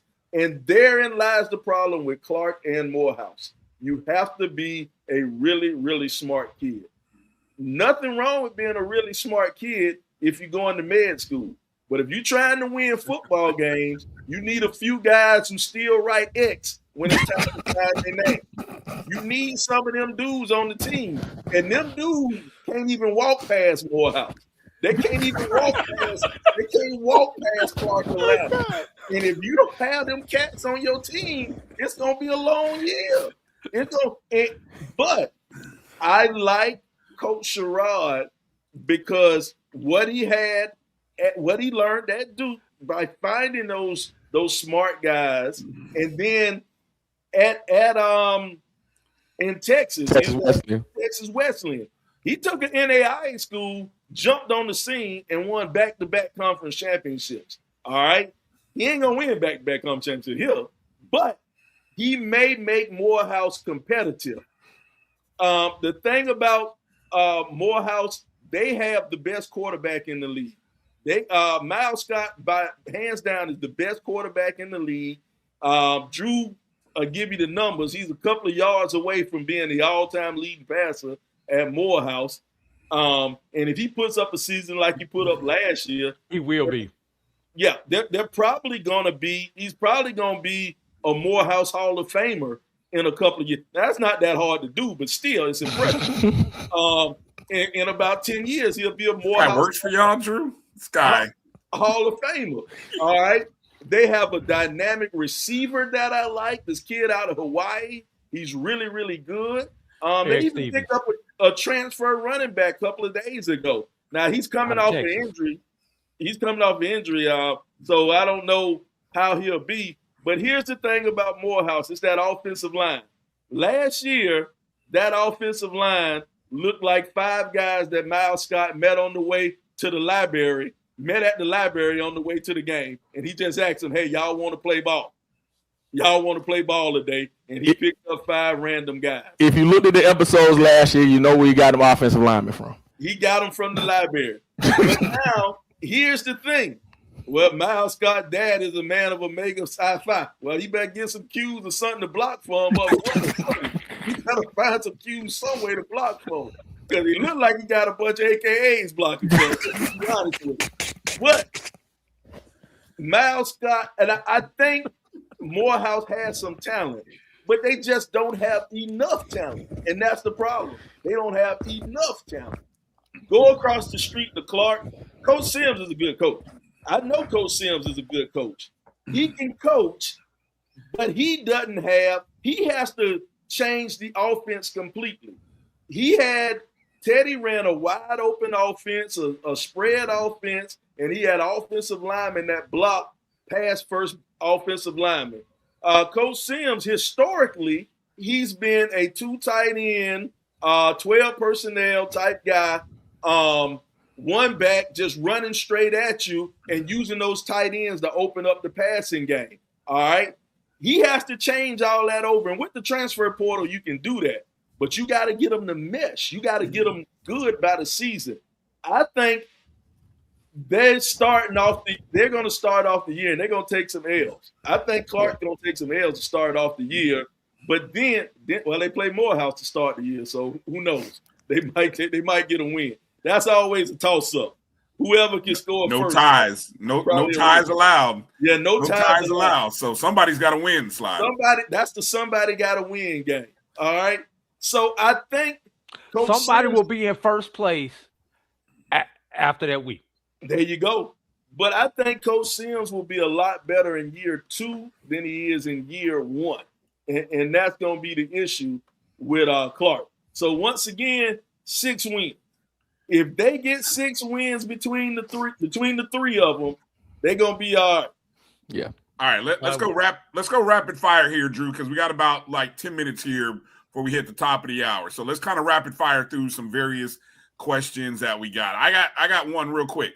When Sims and Brian Jenkins of Edward Waters play, what do we call that game? Given the fact that those 2 men, former coaches of Bethune-Cookman University, and I believe it was Jenkins and then Sims, if I'm not mistaken, correct? Yeah. Jenkins won 3, then Sims came in and won the last one. Well, Sims was already on the staff. He was already on the staff. So they got familiarity. What do we call that matchup? I wish I was still at Bethune. You know what, though? I don't know what we call it. I don't know. Maybe the big cat matchup right there, the Tigers versus the Panthers. But I do think Edward Waters is going. What you call an old cat? The old cat. Old cat bowl. Old cat classic. 9 lives. The old cat classic. The 9 lives bowl. But I do think Jenkins is going to make Sims wish he stayed in retirement because Edward Waters is going to be pretty good. Matter of fact, yeah, I think so. I'm gonna let you ask your questions, but yeah, Edward Waters, Edward Waters should be at the top of the conference. Top 3. One of mine. Hold on. Is Edward Waters playing in that 11th game, trying that option? Or are they a top 3, top 4 team this year, Jamie? I think they're a top 3 team. Yeah, I think they're a top 3 team. I think after we talked to Coach Jenkins, I think, and with some of their returners. Jontae Thomas coming back, running the football. You know, he had a huge year last year. Listen, him and Dooley, as our offensive coordinator, you know, they started to mesh, and they had two really good quarterbacks. I'm gonna make y'all go back to HBCU game day and look at that whole interview. But he talked about the lessons he learned playing FAMU back in the day and getting multiple quarterbacks, and he had multiple quarterbacks, good quarterbacks that played last year on his roster. I think they'll be fine. They'll be right at the top of the conference. Oh yeah, I totally agree. I totally agree with what they have coming back. Some of the additions that they. You know, when you have, I think everything starts in athletics. It starts up top. And what I mean by up top, I'm not talking about your head coach. I'm talking about your president.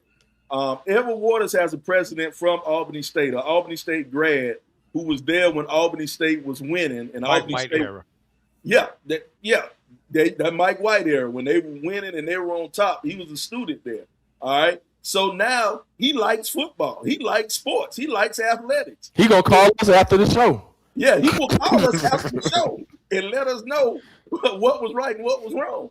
Why y'all took 45 minutes to talk about Edward Waters? I had to bring that in because, you know, it took 45 minutes before Edward Waters even got mentioned. Go ahead. I'll tell you, and the thing is, because he wants to win, he's done some things to kind of upgrade the program, building a weight room, building a locker room. You know, small stuff. They built the stadium, Sly. You forgot the stadium was out there when he got there. Yep, the stadium. He upgraded the stadium. So here's the thing. A lot of people think, oh, that's a small thing, the weight room, but it's huge. It's huge when you have a good one, you know? So he has support up high. Coach Jenkins has support up high. And then Coach Connor, his AD, she's young and she's energetic. She's trying to make things happen. So Edward Waters is going to be pretty good. And they should have been a top 4 team last year, but Allen came and took it to him and jumped in that AME Classic. Somebody asked, why doesn't Savannah State play Edward Waters at the end of the year? Well, Edward Waters and Allen are both AME schools, so they play the AME Classic at the end of the year. Edward Waters at Allen University. And Allen beat Edward Waters last year to get into that 4th game. And truth be told, hold on a second, Edward Waters lost a couple of games on the last play last year. They lost the Benedict in overtime. They lost Edward Waters could have been fighting. They could have been that 3rd team in the playoffs if they would have beat Benedict and won a couple of those games that they lost on the last play. Side note about the Waters and Allen, that game goes back to when both of those institutions were playing football at the NAIA level. For those who do not know the history of when that game batched up. What about the 2 Alabama schools, guys? Miles is Sly. You want to go first? Okay, I'll make it quick this time. I remember about Miles was really young last year, really, really young, and they did not get whipped. They lost a lot, but they didn't get whipped. They didn't get run out a lot of games. They should have beat the MEAC school up there. Morgan State. They should have beat Morgan State. They might be the only people who lost to Morgan State. Everybody beats Morgan State.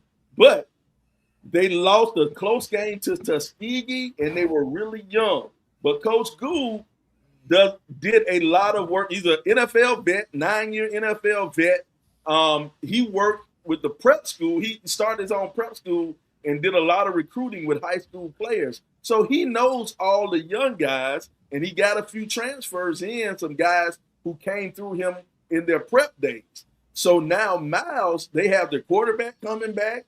The offensive line they got beat up on last year, they're coming back.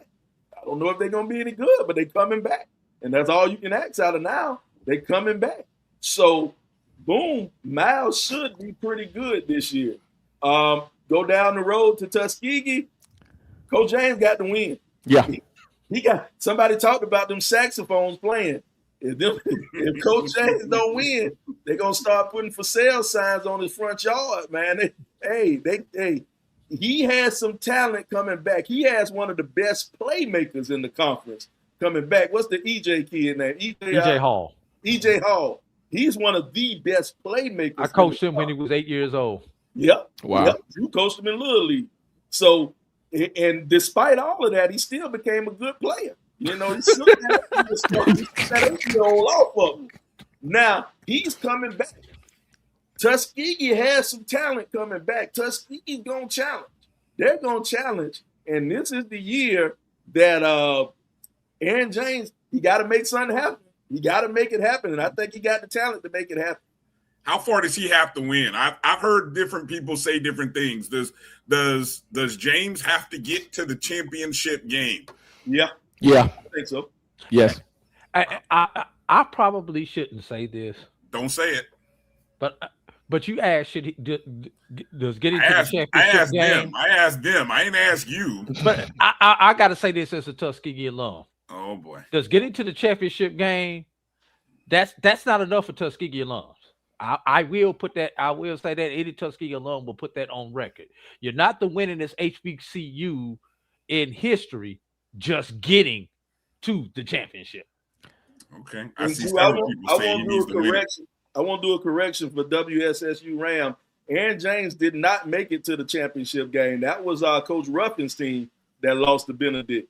And then, that was his only year as head coach. That was Ruffin's only year. James wasn't on the staff. James was the OC. He was the coach. Maybe that's what he was talking about. Well, okay. Well, yeah, I went on a date with Holly Berry. I met David Justice one time. You know what I'm saying? So, I don't know if that equals out. Is that the same? I had sex with Holly Berry. Jamie, get us up. Talk about the two Alabama schools. Because I gonna get us all in trouble. Allegedly. But yeah, so it's Tuskegee. I think he has the talent to make it there. Now, whether or not he does, we're gonna find out. They're gonna put the ball on the field, and we're gonna find out. And they were decimated by injury as well, man.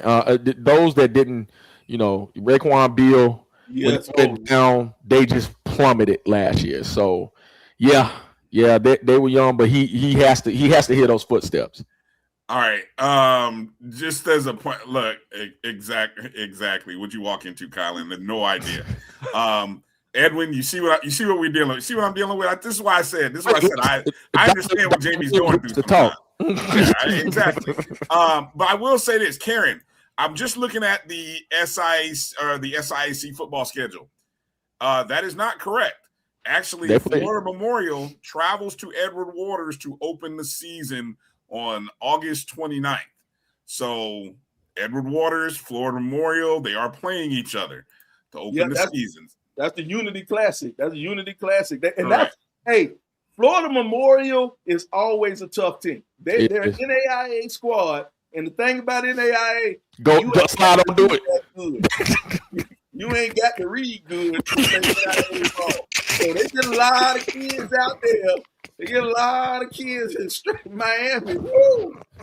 College is a lifeline for them. And early in the season, Florida Memorial is always a tough game. The Florida Memorial team. Till they get into the Sun Conference and have to play those other schools. You play teams like Kaiser, and Kaiser's an NAIA school, but they have kids on campus all year round, living in dorms. That's some tough. St. Thomas. Those some tough NAIA schools, man. They'll come up and whip up on some SIAC schools. You think Morehouse don't never play it? All right. That's my last Morehouse shot. I got you, boy. No, I'm telling you, between the Morehouse shots and my other question, and I'm just kind of going down the line of just different little notes I had. I noticed there are only 4 SIAC CIAA matchups this year. And 2 of the bigger ones, you got Johnson C. Smith versus Benedict early in the season. I think that's either week. I'm looking at it right here.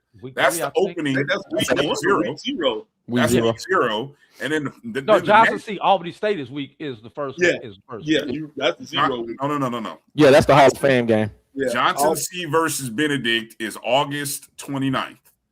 I don't know if you call that week 0, week. Wow. Look, now it's week 1, Steve. Anyway, it's week 0. Anyway, y'all call it week 1, whatever y'all D2 folks call it. It's the first week of the college football season. The next week is when Albany State and Johnson C. Smith play. But again, only 4 CIAA SIAC matchups. that's a problem. That there should be more matchups between these two historic conferences. I hate the schedule. Yeah, because I agree there should be more matchups between the two. I expect it to be, but when you have 10 matchups against the SWAC, only having 4 games against the CIAA doesn't make sense to me. Bingo. They should on Can I that. jump in there Definitely for put more games. admin perspective? Go ahead, admin. Oh Lord. No, seriously. No. Number one, both teams have an 8-game conference schedule. Now, both conferences have an 8-game conference schedule now, which only leaves you 2 open weekends to play. So, and out of those weekends, the SIAC is going to play the SWAC, the CIAA is going to play the BAC in a money game. So there's really only one opportunity if the schedules are lined up where that's the same week that another CIAA institution has off. So it's just tough logistically. Is the money significant? Is the money significant though? Yeah, it's significant enough. The SIAC or the CIAA team is going to get more from playing a SWAC or a BAC team than we will if we play a home and home against each other. Plus or minus $300,000. Come on now, we talking Division II, Brian. Minus. I'm just saying. I mean, okay, so. You got that Tallahassee. Right. You're talking D1. Those are D1. Throw away $600,000. But here's my point. See, you're passing up. You're playing. It is, and Jamie, I'm glad you said that. 10 SWAC schools. So you're playing 10 SWAC schools, right? Versus, and those are, well, you almost had a win last year. So one of my questions is going to be, who's going to get a win over a SWAC school? Because we almost had one last year. Kentucky State got the best chance. Kentucky State will beat Southern. You heard it here. Ooh. You heard it here. Oh. And Brian, let me throw one other thing out. Since the SIAC and the CIAA are no longer in the same region, with them going to Super Region 1 and SIAC remaining in Super Region 2, the game is not as beneficial as it used to be when that was an in-region matchup. If you've only got one game left and you're going to play a Division II opponent, you're going to try to play somebody within your region so that it counts towards you making the playoffs. Yeah, Steven made a point in the chat. And that's definitely a good point. Once we're not both in the same region, the game is a little bit different. So I agree. And also, Emmett Jones in the chat was saying that it helps him with the Division II playoffs. That's not true. That's not true at all. Division II, the way the playoffs work, and Drew has a better understanding than I do.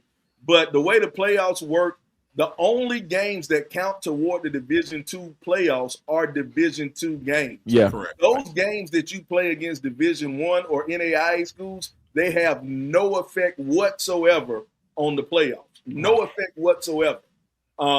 So you playing a Division I school is just a money game. That's the only, and a little bit of state pride, I guess, when you got a Tuskegee playing Alabama State, just historically state pride, Miles and Alabama A&M. And Miles and Alabama A&M, that is my reason I'm not going to select Miles in the top 5 this year, because Miles starts off the year with 2 Division I schools. All right. The first 2 games of the year, and Alcorn and Alabama A&M. Now, your first 2 games of the year, you're playing 2 Division I schools. Somebody's going to get hurt. You're going to lose some players, and it happens all the time. And you're playing them back to back, and then they want you to jump into the season. I don't like that. I don't like that at all, and that's why I can't give Miles a top 5 bid. If they would have played, I don't know, 2 more houses to start. No, I said I was going to stop. But see that, so it's the problem. So it's interesting because I think. On the other side, you got the division. You got a lot of SWAC folks. We got a lot of SWAC fans in the chat. They hate playing the D2s. They hate playing the D2 games, right? Really not. Well, the fans. I'm not. The teams will play them because they're tune-up games, right? Obviously, they're doing to the D2 schools what is going to happen to them if they go play the FBS games, right? But what again for the SWAC?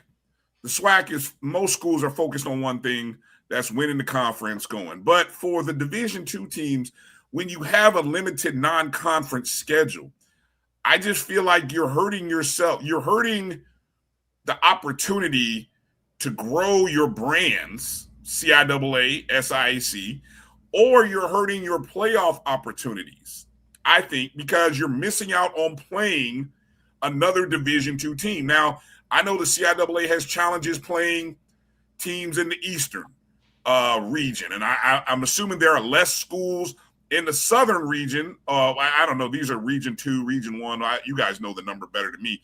But because of some of the numbers and schools that have left to go to FCS, there are less region teams. I don't know, man. That's just where I am on that. Let me help you out. Let me help you out, Brian, with this. That's what it is.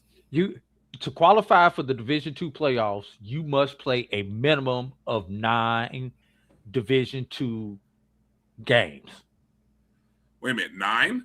9 division. No, it's either 10 division. Playing 8.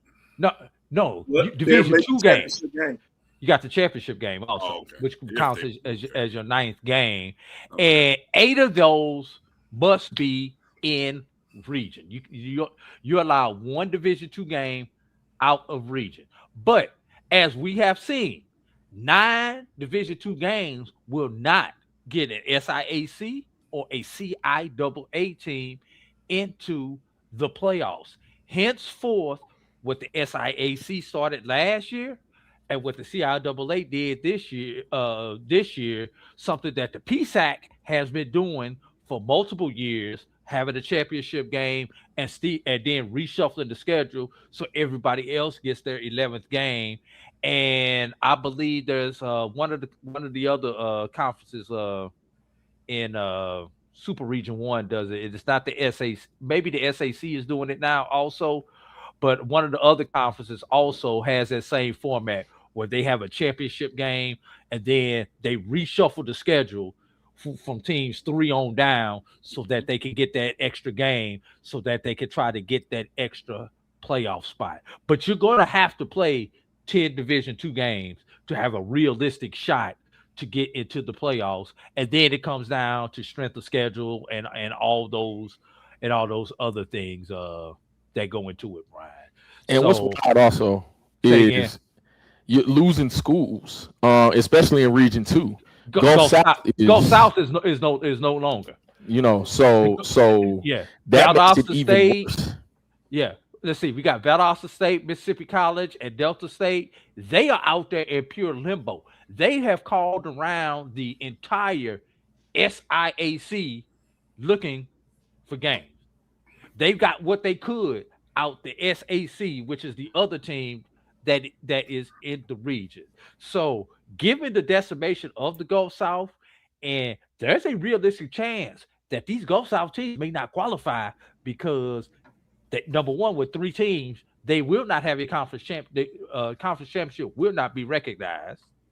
That's number one. Number two, some of those teams still do not have enough Division II teams. There's a realistic chance you could see 4 SIAC teams in the playoffs this year. Sounds like an opportunity for a partnership with a particular conference. Why? Why should we partner? Why should we help them? Why should the SIAC partner at this point? We have the power right now. Between us and the SAC, we have the power. Exactly. How many conferences make up the region? It's 3 conferences in each region. Can y'all beat that third? Can y'all beat that third team? That third conference? Who's the other conference? SAC. Can you beat those schools? South Atlantic.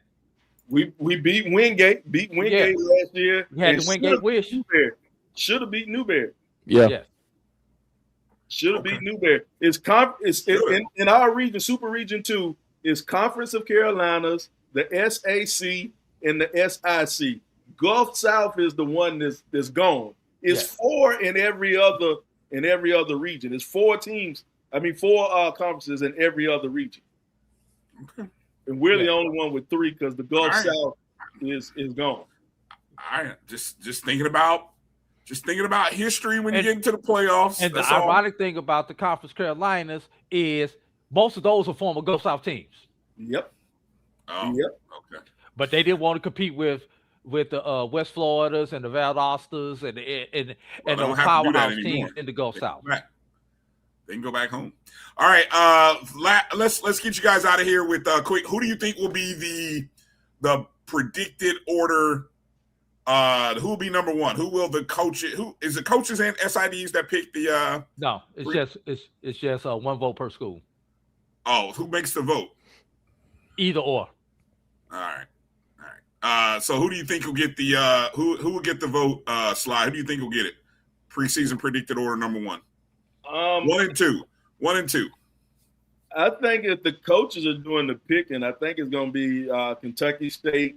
It'll be the easy number 1, and number 2 is a toss-up, man. I've been waffling. I waffle a lot between Tuskegee and Benedict.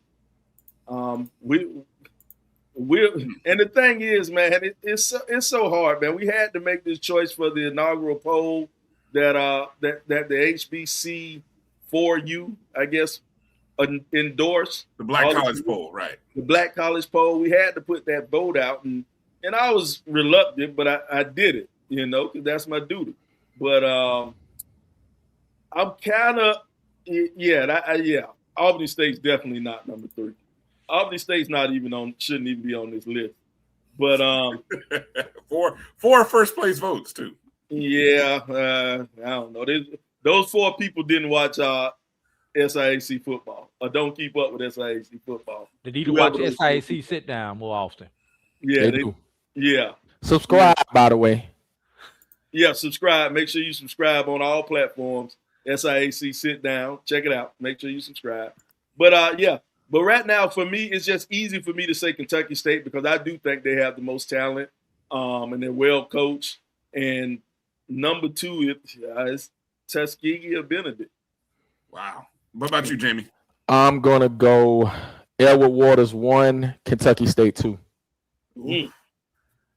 2 non-traditional powers. Waters. Wow. Ooh, wow. I was not expecting that one at the number 1 slot, Jamie. You got me on that one. As much as I like Kentucky State, I really, really would prefer if Kentucky State came in second because I don't want to go to Frankfurt for the championship.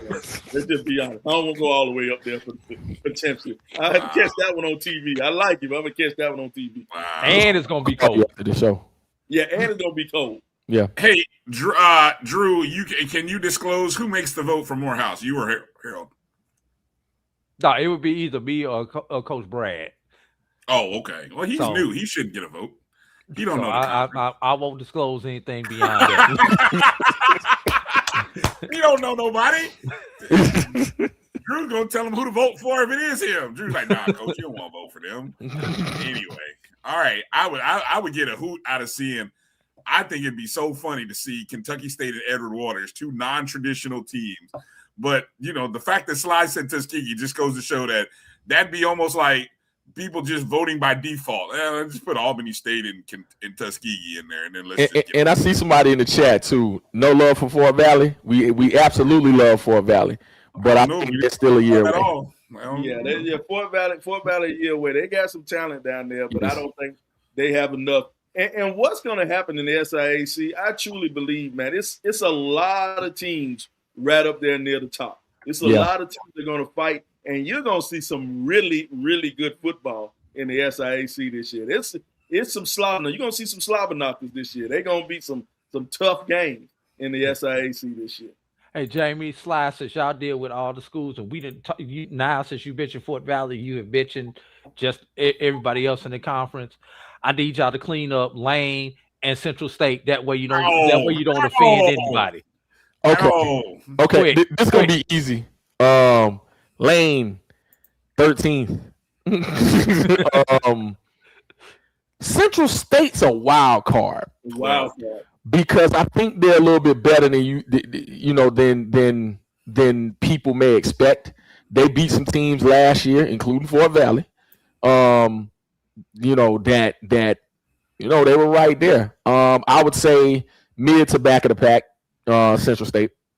Central State may set back race relations for a little bit because they're gonna have a white kid in there at quarterback who might lead the conference in passing. He might lead the conference in passing. Even more than Miles Scott. Hey, Coach Carter went and recruited, man. Yeah, he recruited. Man. They understand because they're not out there like that in the recruiting rankings and things of that nature. These kids know, but out there in the Midwest, that Indiana, that Michigan area, right there in the state of Ohio, he's done some things. So yeah, because this kid came in from Kentucky Wesleyan, a NAIA school, and was the conference player of the year, led the conference in passing, was pretty high in the nation in passing. He threw for over 3,000 yards. So you're going to an ex-NFL player who want to chunk it around a little bit. So you see. He signed. He from Kentucky. He definitely signed his name with an X. He's from Kentucky. You play ball up there, you know. I play ball up there. I know he signed his name with an X. So that's a part of.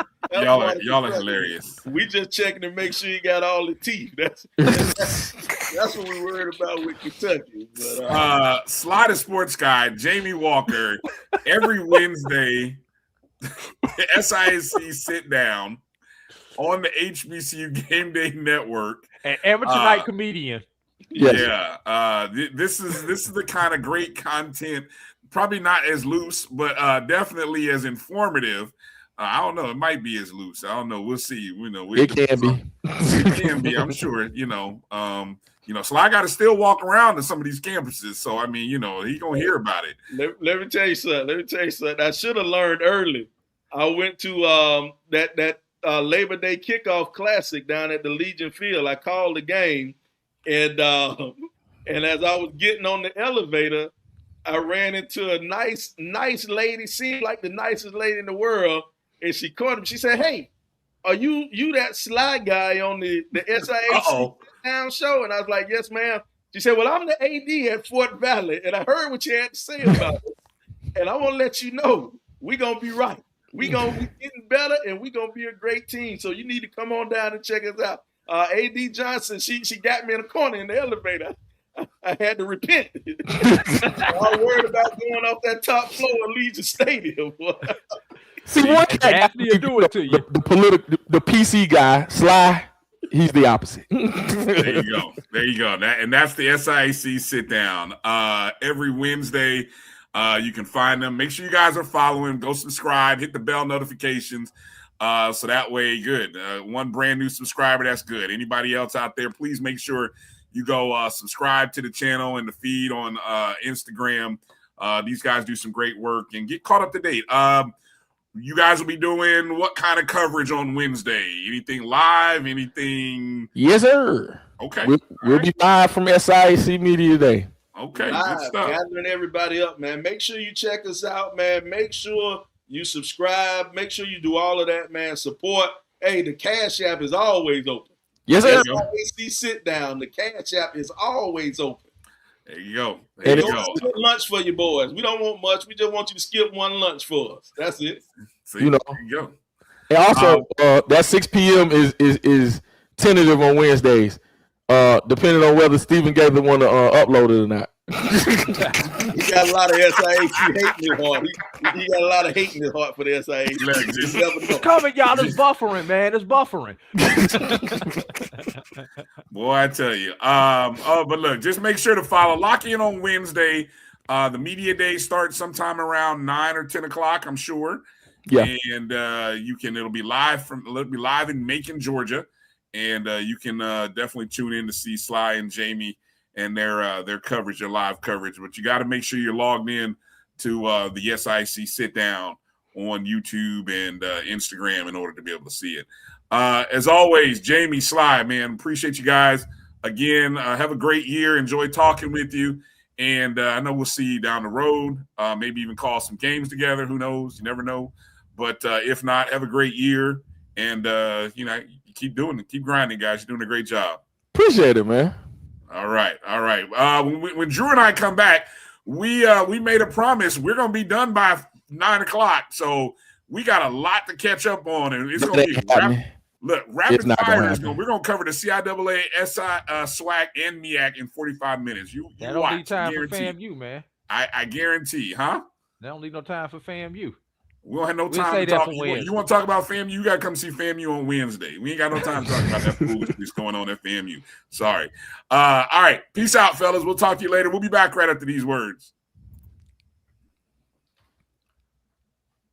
This is Brian Fulford. A.D. Drew and I are co-hosts of the BCSN SportsWrap. We talk about all things related to HBCU athletics. From the games, teams, coaches, and fan interest stories, we cover it all. You can find our shows on Facebook at BCSN SportsWrap, YouTube at MyJBN Online, and everywhere you listen to podcasts like Anchor, Spotify, Google, and Apple Podcasts. You can also find the show on the Jericho Broadcast Network's app. Make sure to download. We look forward to you joining the conversation and being a part of the show. Planning an event? From weddings to corporate functions, CMJ Events LLC brings over 15 years of experience to make your vision a reality.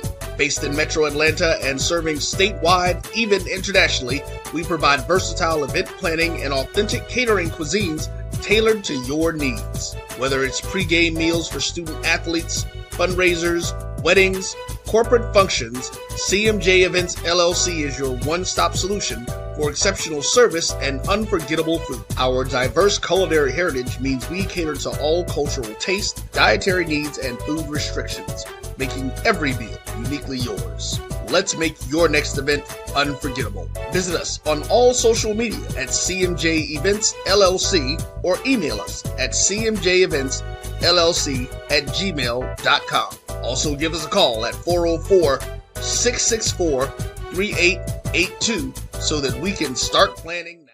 From cancer care to accidental injuries to cardiac care, we all know that there are times that you can't control what happens in your life. But with Globe Life Family Heritage, you can be prepared to weather the storm when it comes.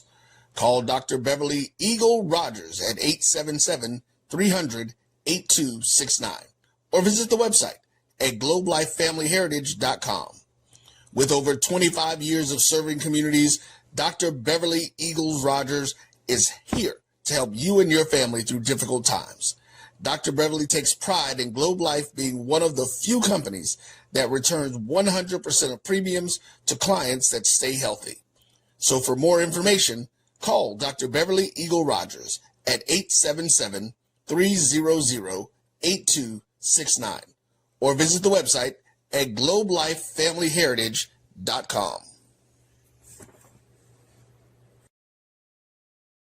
When it comes to professional learning, teachers deserve better.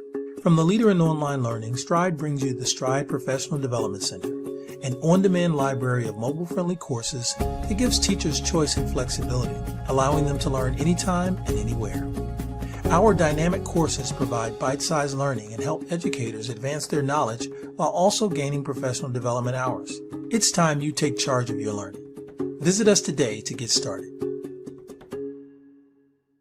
Attention football fans. The Cricket MEAC SWAC Challenge Kickoff presented by Toyota is back in Atlanta on August 29th. Representing the SWAC, Alabama A&M, and representing the MEAC, Howard. Join us at Center Park Stadium for a full day of tailgating, football, and bands.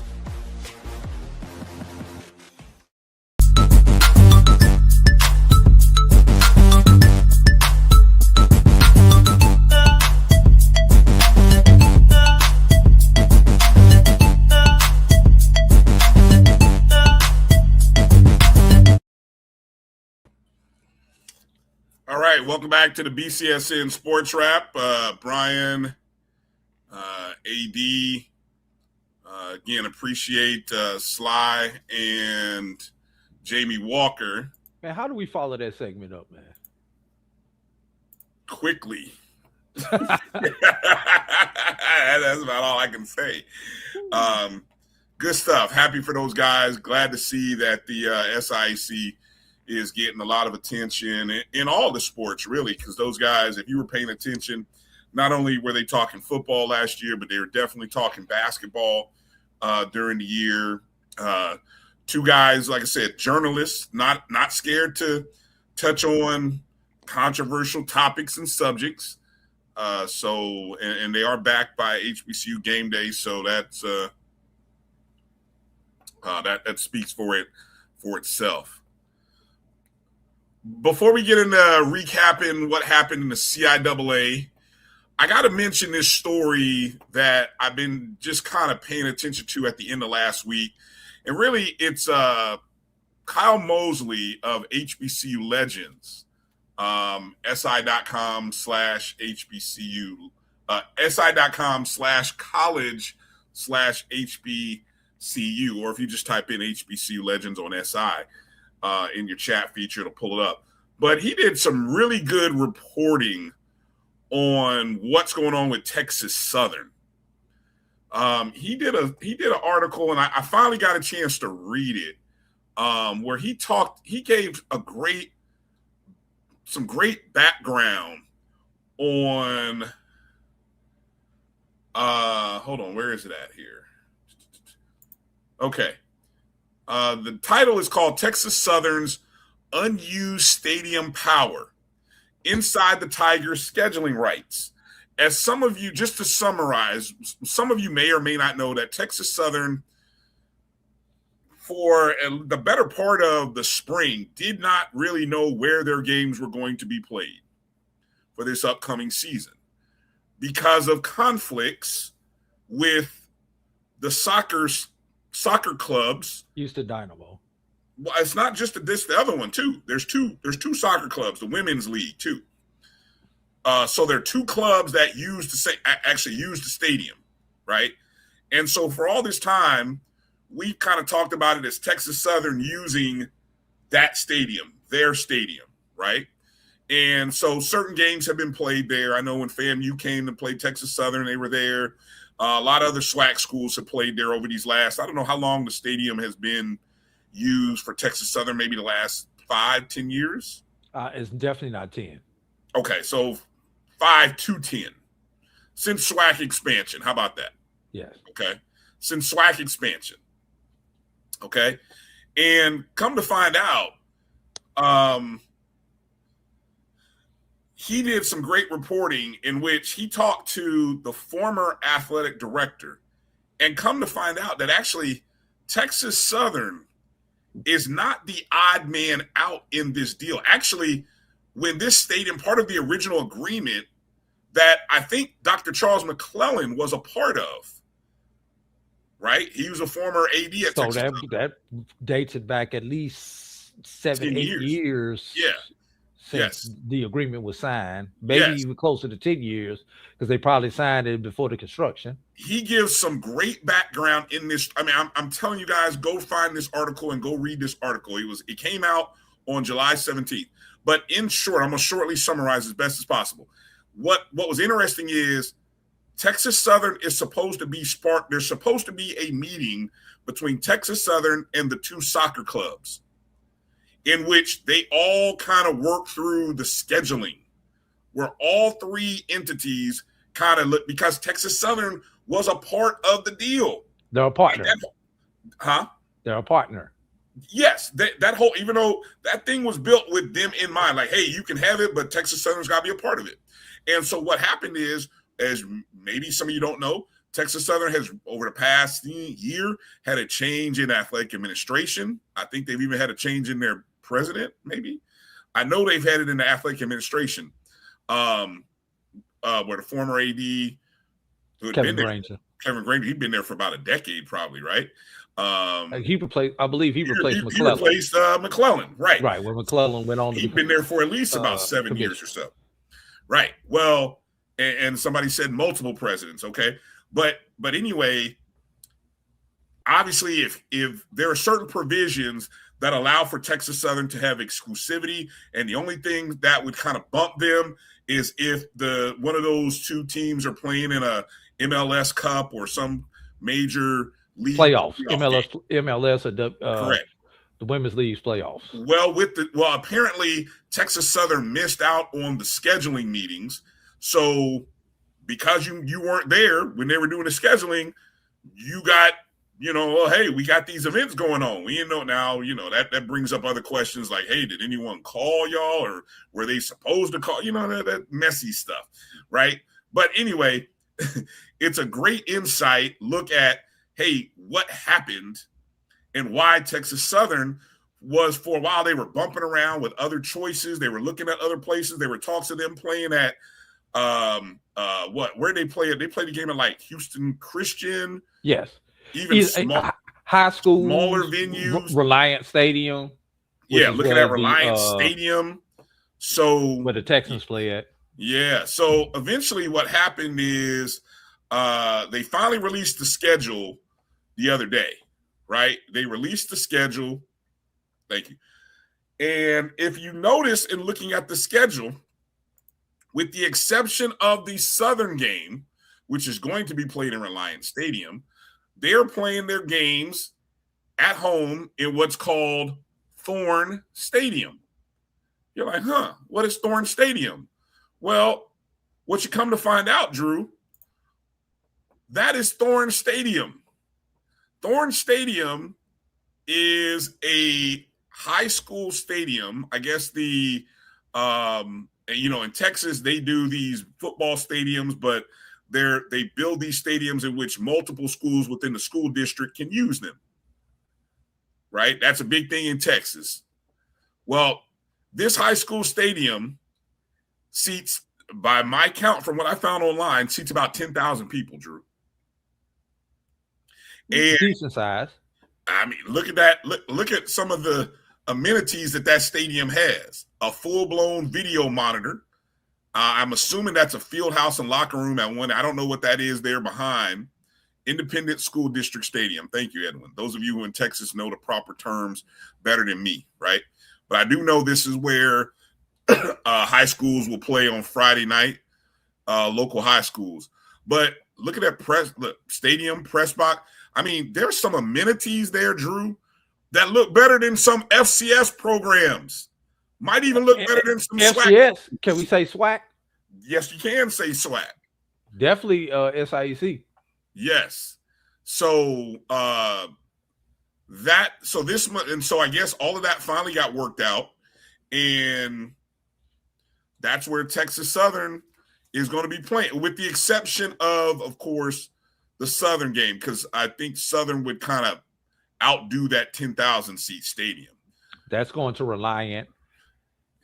And yes. I believe, aren't they hosting the Labor Day Classic this year, Texas Southern? No. Prairie View's hosting. Prairie View has it this year. Prairie View has it this year. Okay. Prairie View has it this year. Yeah. So, who knows? Maybe Texas Southern will get back on negotiating meetings. But again, and all that to say what's happening, Texas Southern also is making plans. I think you've read the reports. There's a $1.7 billion campus infrastructure, that facilities upgrades. They're even talking about building an on-campus stadium along with a lot of other things there at Texas Southern. But I mean, look, how many seats did that did the soccer stadium hold? As low 20s, if I remember right, maybe like 22. Okay, now outside of the Labor Day Classic, I don't know if I saw them really hit those. Southern will bring it.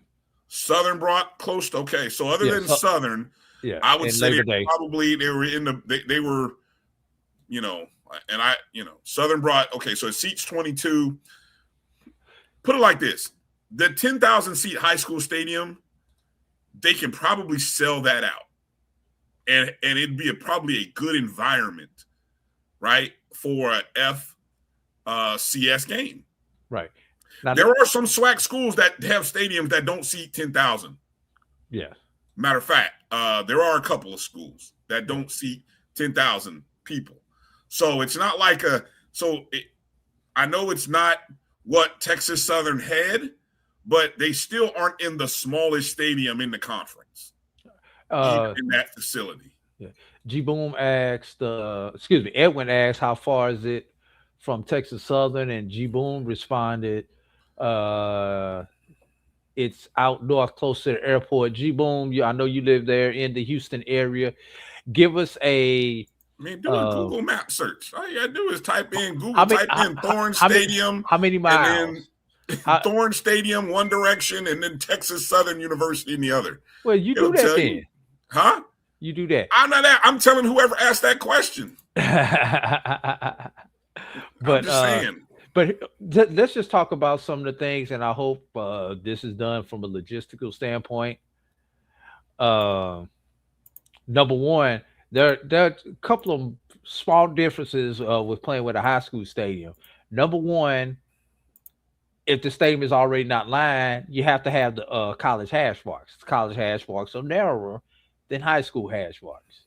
So I'm assuming Texas Southern is going to have to pay to have those temporary hash marks put down. But even a more important issue, Brian, and I've learned this from my NAIA days because we played at a high school stadium. The goalposts in college are narrower. So if that stadium does not have the adjustable goalposts, how do you accommodate for that? Drew, this stadium was not built in 1984. Right. This stadium, but still, this stadium looks like it was built probably within the last 2 to 3 years. But I would argue did they that put I high would be school shocked. only goalposts in, or did they put adjustable goalposts? All right, Drew. It's a real question, Brian. I would be shocked if you couldn't move the goalpost. I don't even think they built. Did he even install goalposts that you can't move? Yes, they do. They do have regular 24-foot goalposts. College foot goalposts are 18 feet, and if you don't have them where they can be adjusted, and adjusting them can be a beast and a half depending on the system that you have. Been there, done that. If you don't have the gooseneck goalpost, you got a problem.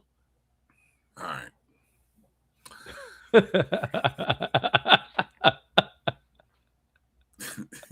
Thank you, DLOB. Thank you. That's really what we want to know. It was. I can't imagine that stadium doesn't have. But this is Texas high school football. What we saw on that screen was not uncommon for Texas, Brian.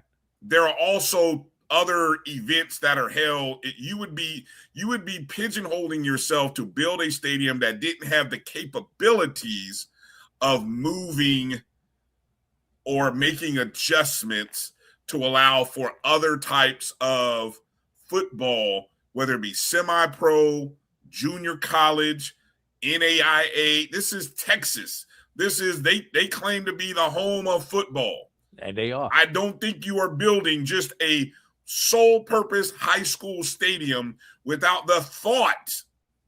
These people think big, Drew. I would be floored and I will shut up and I will sit in a corner if you're telling me that they built that stadium with no opportunities of expanding to allow for the other regulations of football.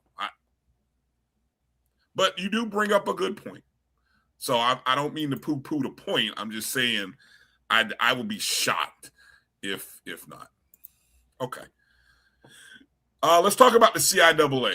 It takes another operations person to understand what I'm talking about. Well, there you go. There's Kelvin Rozier for you. Another operations person. So details matter. So not that they don't. I'm just, All right, let's talk about the CIAA, who had their let me get ready to pull it up here. The CIAA predicted order of finish was announced. Did I lose you, Drew? Where'd you go? I don't know. You got rid of me. Oh, yeah, I know why.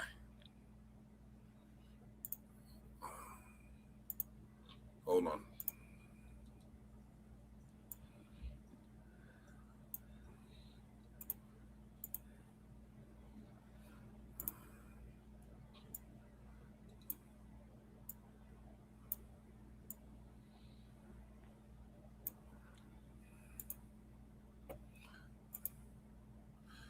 All right, there's Drew. All right, are you there, Drew? I'm here. All right, now we got you. All right, all good, folks. Okay, here's the CIAA predicted order of finish. As you can see, as voted on by the SIDs, Virginia Union and Johnson C. Smith selected 1 and 2. Fayetteville State 3, Virginia State 4, Winston-Salem State 5, Livingstone 6, Elizabeth City State 7, Bowie State 8, 9, Bluefield State 10, Shaw 11, Lincoln. And obviously the conference is now down to 11 and not 12. Don't know if St. Aug will ever come back. Maybe they'll come back one day, but We just hope that they stay open right now. Yeah. Now, the first thing that you may notice here, if you remember the Black college football poll, who was the number 1 team in that poll preseason, Drew? I think it was Johnson C. It was Johnson C. Smith. Johnson C. Smith was number 1 among the media folk and coaches. Media folk and coaches. But it was it was Virginia Union who got the votes within their own conference. What's also interesting about that is when you go and look at the preseason awards, there is not, now the CIAA doesn't do a second team. So really this is all first team.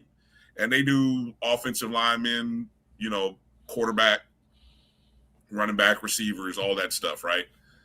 There is not one Virginia Union player on the preseason honoree list, Drew. I thought that was the most fascinating thing, that your number 1 ranked team, and I don't know what the voting, I don't know how many, what the difference in votes was between first and second, but Virginia Union, now we all know that they lost a Harlan Hill running back, but they've had success running the ball the last 3-4 seasons. They've been in the playoffs each of the last 4 seasons, I believe. Drew is the number, 4 years running. And maybe that alone and a returning coach is why they were predicted number 1. But the fact that no players had any first team honors, while Johnson C. Smith had 5 players on the preseason. What do you, any thoughts, Drew? What do you make of that?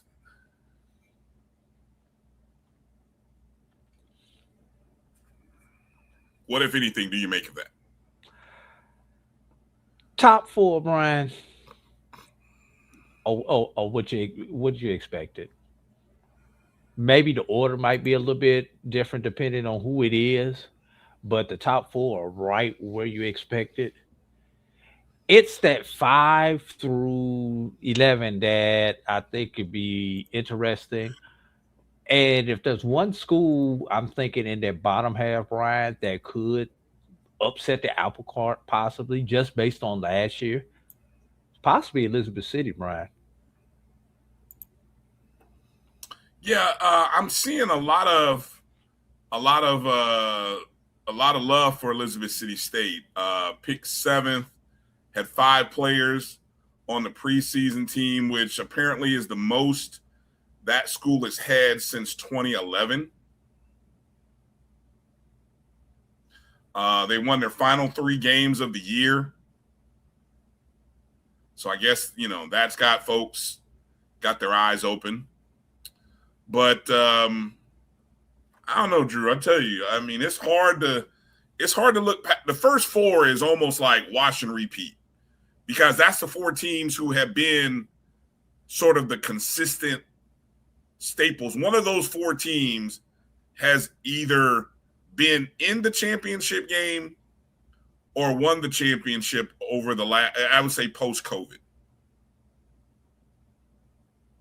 So it doesn't surprise me to see the 4 teams there.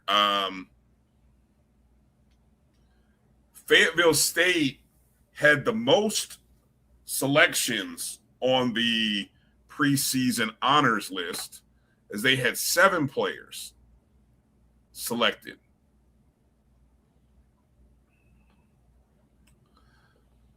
So that kind of gives you, I think, the guys, Jamie, I don't know if it was Jamie or Sly, somebody had some questions about Fayetteville State. I think Fayetteville State will be one of the contenders. Here's a question, Brian.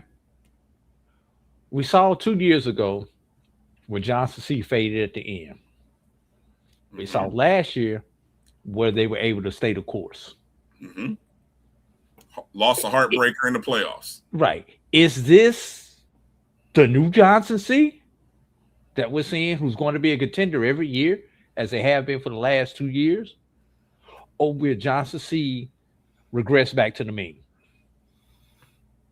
Well, you have a program that knows how to win, and no. You have a coach. You don't have a program yet. You have a coach. They didn't lose. I don't see anything before Coach Flowers got there, Brian. Johnson C was the doormat. But Drew, I'm talking about, you probably have guys in the program who have been there for the last 2 seasons, whether they were there last year or at least 2 years now.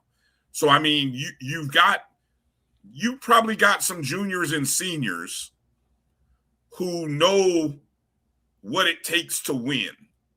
You got some guys who have bought in. And so as you're bringing in these new transfers, or a few transfers, and they've got some talented guys coming in, right? I don't think you're going to slip. I don't think there's going to be a slip. And for any of those returning players, the taste of losing in the playoffs is even more motivation, right? Because they hosted a game last year. I mean, we were talking about the expectation of them taking on Albany State for the mythical Black College National Championship game in the second round of the playoffs, were we not? And Johnson C didn't live up to their end. No. So, yeah. I think while the coach, I think the program is in the 3rd year of its winning phase.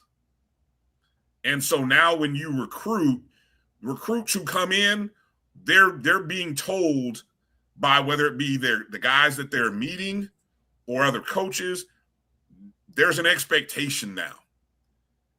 And I think after 2 solid seasons, there's a real expectation at Johnson C. Smith. And I love their scheduling. I love the fact that Johnson C. Smith is coming right out the gate, trying to punch 2 of the top dogs in the SIAC right in the mouth week 1 and 2. I love it. Look, they say, hey, you want us to be the number 1 team in Black college football? We're going to go out and punch the two of the top teams from last year or this year, whatever you want to call them. We're going to come punch them in the mouth, and we're going to see how they stand. Johnson C starts the season 2-0. They will get a majority of folks' number 1 vote, including mine. They'll get those. Benedict had the most first place votes, right? But they will have beaten Benedict if they start off 2-0. That part, they open the season, they will have beaten Benedict in game 1, and then they would have beaten, and then Albany they'll take State on preseason number 4, I think, Albany State. Yeah.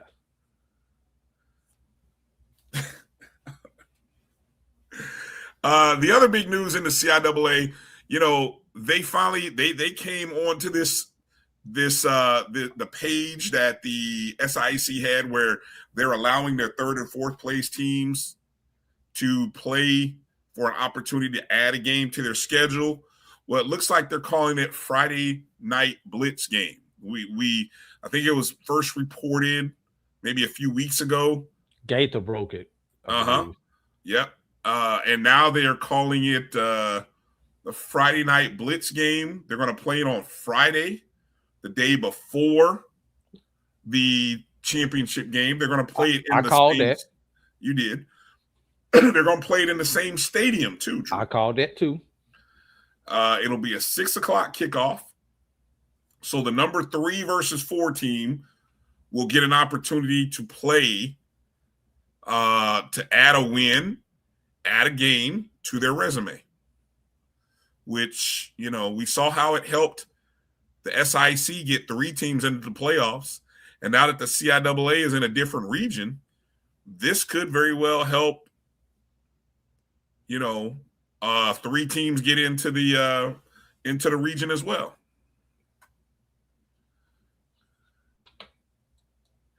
$6 too early. I don't know about the 8 o'clock start that y'all like there, Steve. So that might be right on time with that 6 o'clock. I don't know why 6 o'clock. I mean, 6 o'clock allows you to, if the game is over by 9, it still allows you to get out and allow folks to mingle and still get out and go party and do whatever else you like to do late at night. Will this turn into another, Brian? Will this turn into another CIAA basketball tournament situation where you, with the Friday, Saturday now, where you have CIAA events going on Friday night in Durham? I believe these games are in Durham. They are both in Durham. Yeah, people have to work. I don't know. Brian, it's Saturday. Ain't nobody got to get up and go work on Saturday. No, Friday. He's talking about the Friday game. I think anybody who's going to go is going to find a way to be done with work by 4 or 5 o'clock so that they can go. I really do.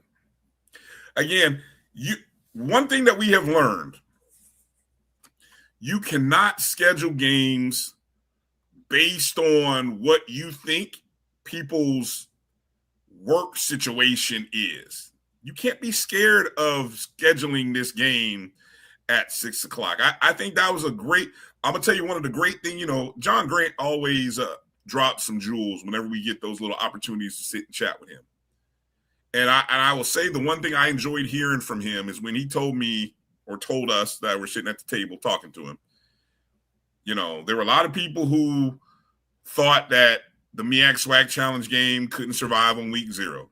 Didn't think it could survive in Atlanta, in a neutral site like that. Didn't think that the Celebration Bowl could survive when it is. Didn't think it would survive the change of the playoffs. And every time what we end up seeing is that if you build it, they will come. If you build it, they will come. If you build it and you put the time at 6 o'clock, look, didn't they say that when they're a football game on Friday at 5 o'clock last year, 5 o'clock, how'd that game do? Did great. There was a game in Philadelphia that people questioned how that game on a Thursday.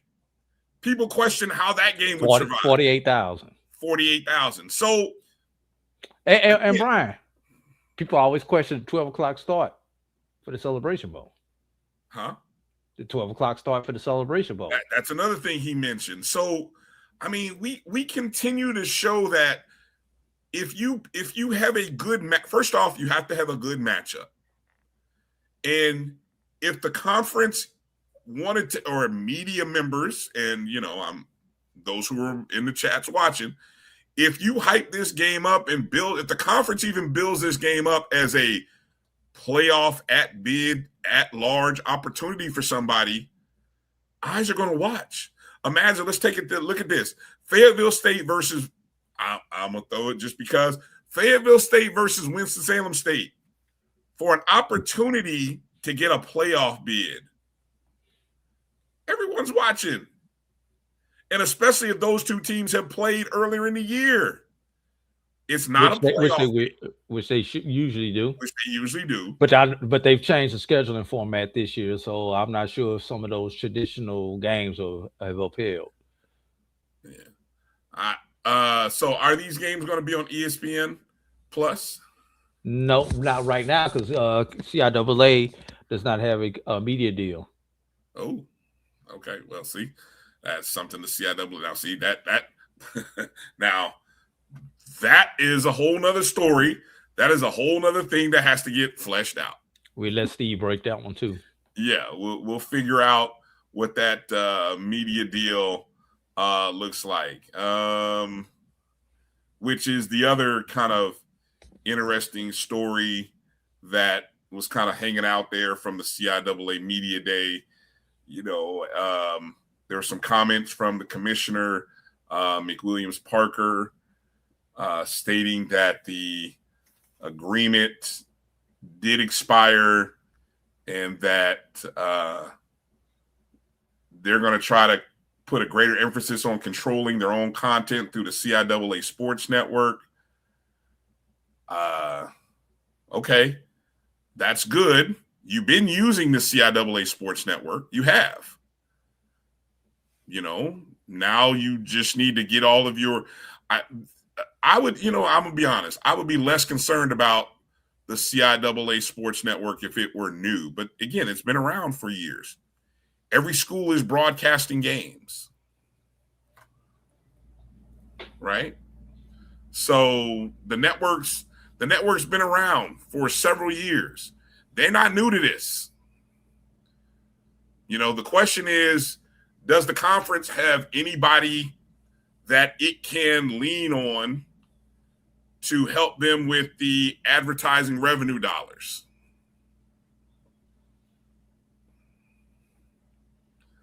That's what's going to be interesting. There was also an interesting piece that came out. HBCU Game Day had reported that Lincoln, let me see, who's going to be playing? Somebody, Virginia Union. Oh, Lincoln, PA, the 11th, predicted 11th, is going to be playing Virginia Union on October 31st in Lincoln Financial Field. That's a Saturday, everybody. That's a Saturday.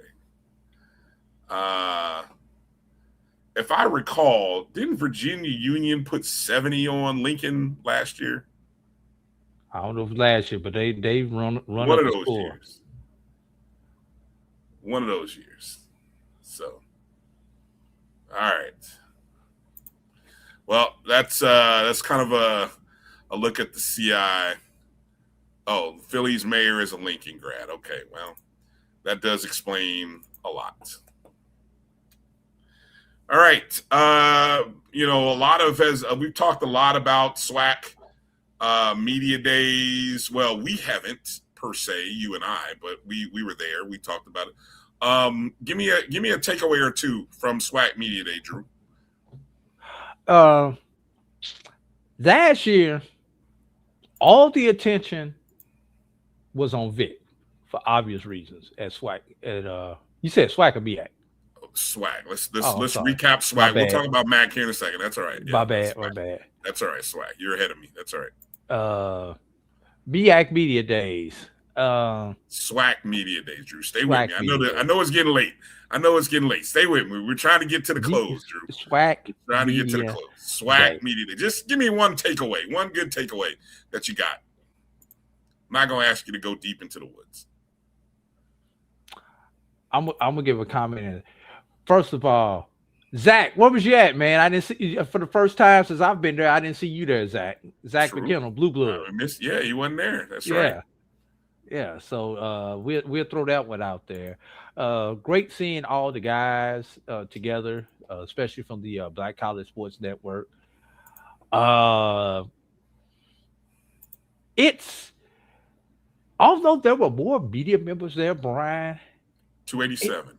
It did not seem like it was 3-4 years ago where everybody was just on top of each other. If you remember, Brian, 3-4 years ago. And maybe that's due to the shift in how we cover. I think there were more social media journalists, as far as people on IG, TikTok, that is how they're covering. Versus 4 or 5 years ago, we still had a lot of people doing traditional stuff and podcasts at Media Day. Versus this year, Brian, I think people were just getting content instead of trying to put out live content like we were back in the day. That was one of the probably the biggest thing that I noticed. I did not get an opportunity to really talk to people like I have in the past because I had other obligations during the day. So I got to really walk around a lot more this year than I have in the past instead of being glued to the set. So it was a little bit of a different experience for me on a personal level. So just being able to go around and talk to different people and interact with people and have a bunch of side conversations with people about different things, and so people dropping tidbits on you. And Brian, it still amazes me, even though we've been doing this for years, Brian, when people come up to you and say, "Hey," not I don't want to say they fans of us, but especially our peers in the media. Hey, I watch you guys, or great job on this and everything like that. It's still refreshing when people come up to you with those type of comments, Brian. You got that? Yes, I did. Because I got a chance to walk around. I didn't get that at all. Because I wasn't glued to the set for the first time. I'm saying I just happened to bump into people and everything. Now, I'm gonna be honest, Brian. I don't know if some of the people trying to butter me up for Celebration Bowl credentials or not, but I don't know. Okay, there you go. There you go. Okay, I knew that. Look, I would probably slide more than that with that than anything. Anyway, yeah, there was I think the best conversations that I had were with some SIDs the day before. Got a chance to really understand some of the challenges. Oh, that was a great sidebar we had when it was about what you talking about. It was about 6 or 7 of us around that table in a lobby. Yes. Get a chance to kind of talk with some schools regarding SWAC TV, the challenges that they have with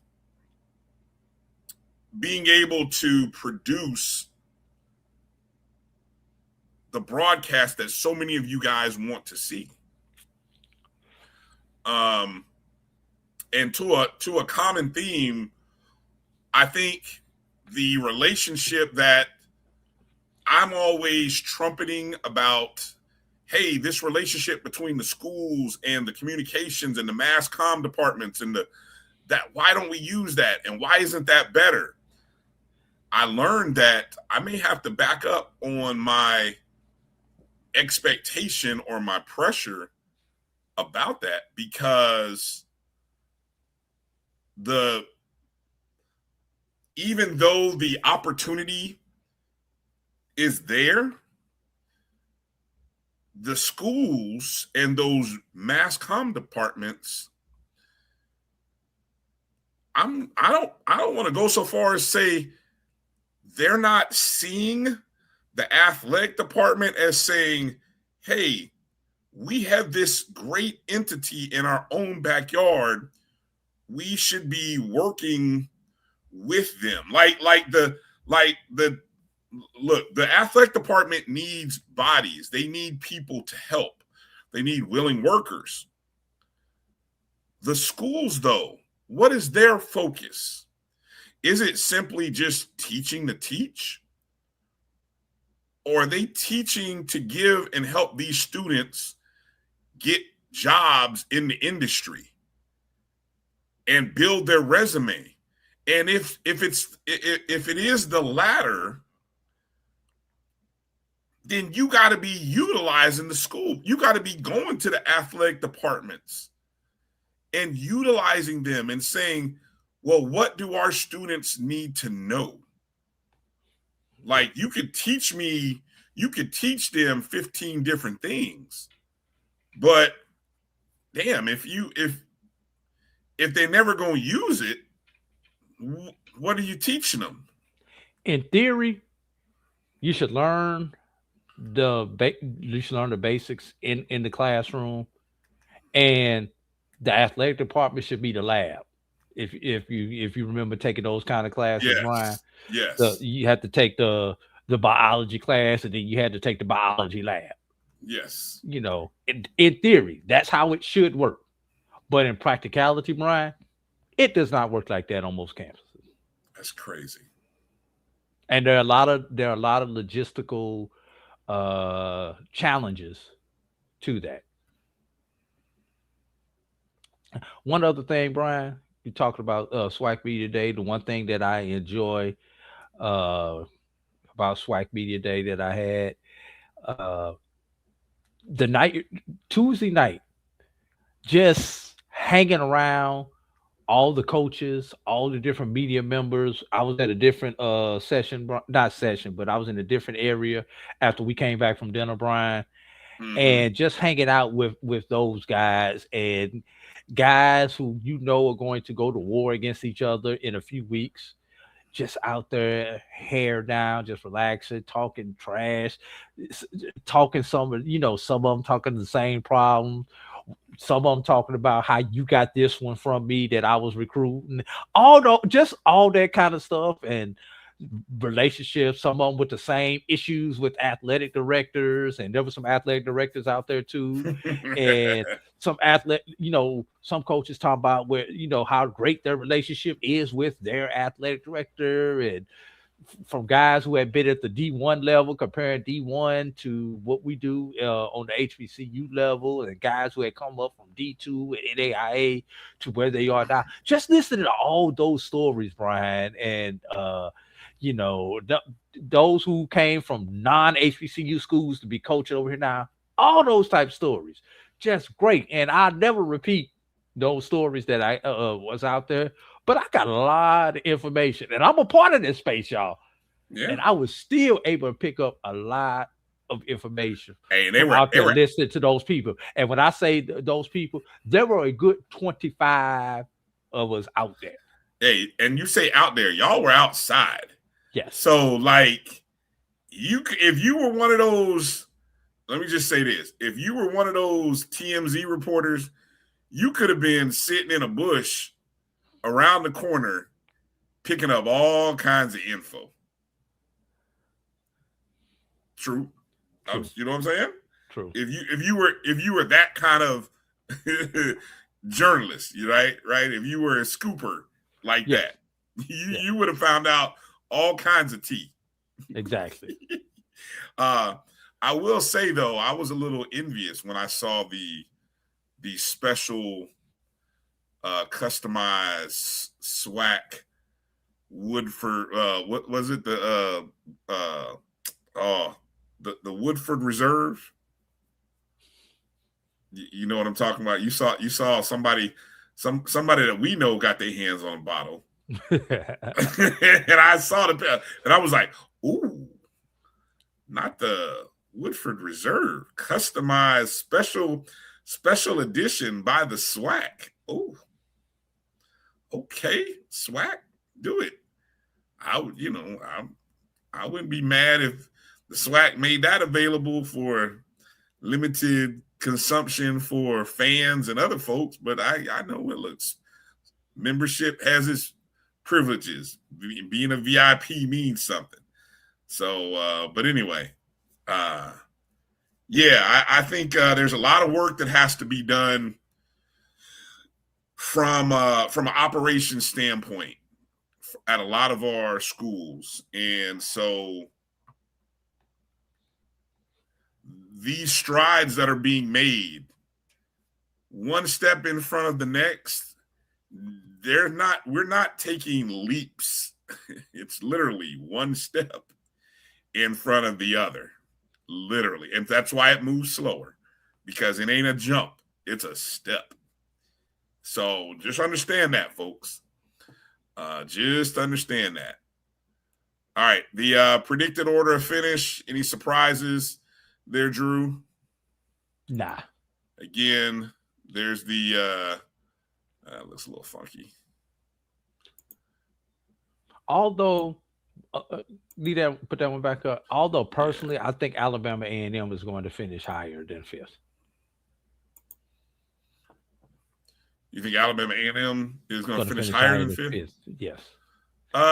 Bethune kind of bothers me in that number 3 spot because Bethune couldn't stop anybody last year.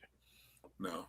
So unless they've found some answers on defense, that one bothers me sitting in the number 3 spot. Offensively, They return some pieces. They definitely can offensively, but I'm concerned about them defensively. Alabama A&M has their quarterback back, so that's why I expect Alabama A&M to finish higher. I think FAMU is the wild card. Totally the wild card. It's going to be interesting. Will FAMU go out and compete every week, knowing they cannot win the championship, or will they bail this season in? We can say what we want to about Coach Gray. We know how great of a coach Coach Gray is, I'm gonna stop you there. but you're talking about 18 to 22-year-old guys who spend their time on one of these.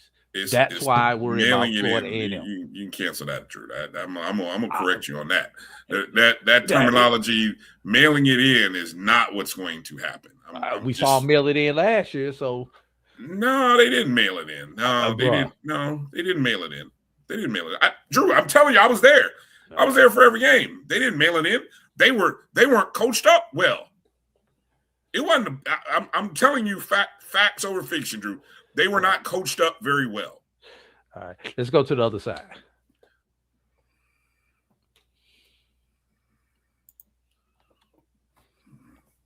Grambling there too is the shocker on this one, Brian. I agree.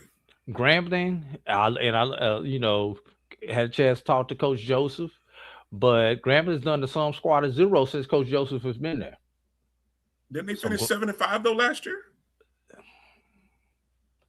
3 NAIA / Division 2 wins.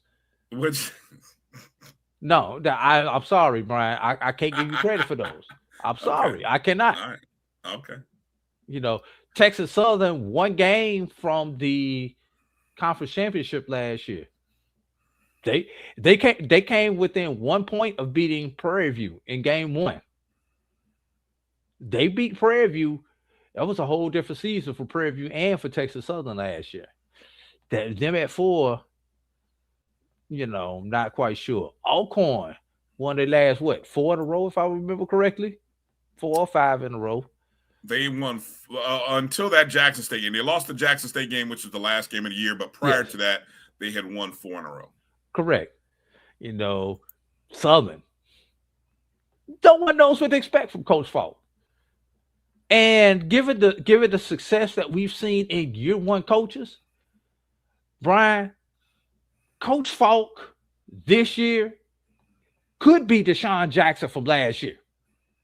No one gave Deshaun Jackson any respect last year. He did not understand HBCU and what we better at media day. He did not understand the culture, everything else we said about Deshaun Jackson. Everybody was Team Vic. But who was 1 game away from being in the Celebration Bowl last year? Delaware State. Is that this year's version? Is Southern this year's team in that situation with the new coach who has an NFL background? I'll tell you who I'm looking at. I'm honestly looking at Texas Southern. Now that they know where their home games are going to be played, we can really focus in on this team. I thought it was telling that they brought Coach Dishman brought the quarterback, I think McCoy. And although he wasn't a part of Texas Southern last season, he's been a part of the SWAC. And I think the fact that he came shows me that Coach saw enough from him in the spring that he can be very helpful for this team. I think, will Prairie View on week 0 be the team that Prairie View will be in week 8 or 9? No. So that's why I think, Texas Southern has an opportunity. They got a real opportunity to go to Prairie View, get a win, and open up their season the right way. And I think that could be a big boost for that program. Could be a huge boost for that program. And the only thing I'll say about Alcorn State is they were miserable in the first 4 weeks of the season last year. Can they? When I had Kelvin on a couple weeks ago or last week, he thought there's a realistic possibility they could start the first month 3-1. If Alcorn State start 3-1? If they can, it'd be real interesting to see what they do. So there you go. There's a few takeaways from SWAC. Any other? I will say best dress. Who were the best dressed? Hold on. Let's go. One last thing. Given Prairie View A&M's early season that they have, those 3 non-conferences that they had to start the season, 4th non-conference is down in the middle of the season. We could potentially see an 0-3 Prairie View coming into SWAC play. Question is, will they be healthy, even if they come in at 0-3 and still be able to win the SWAC? 0-3. Who's Prairie View's first 3 teams? They've got after they play Texas Southern. They've got 2 FCS teams and another. They've got 2 FBS teams and an FCS team. I know Stephen F. Austin is one of them. I can't remember who the other ones are without looking it up. They got an interesting quarterback battle. They've got 3 to 4 quarterbacks that they're going to look to try to see who's going to battle it out to be new QB1. I think that's always going to be challenging. So they start with Tarleton State, Stephen F. Austin. Okay. And Baylor. Okay. Well. Yeah. That's why I say Texas Southern could realistically be 1-3 after September. Or possibly 0-4 if Texas Southern is able to get them. Well, there's no warm-up before the Texas no, is there? Yeah, there is. This is the first year that there is a warm-up, because usually that's a week 1 game. Okay. Both teams will have an opponent. Texas Southern plays Central State. No, North Carolina Central. Oh, okay. That'll be an interesting game. Yes. Yeah. Okay. 2-2 at the worst. Okay. Interesting stuff. All right. Tuesday of this upcoming week is the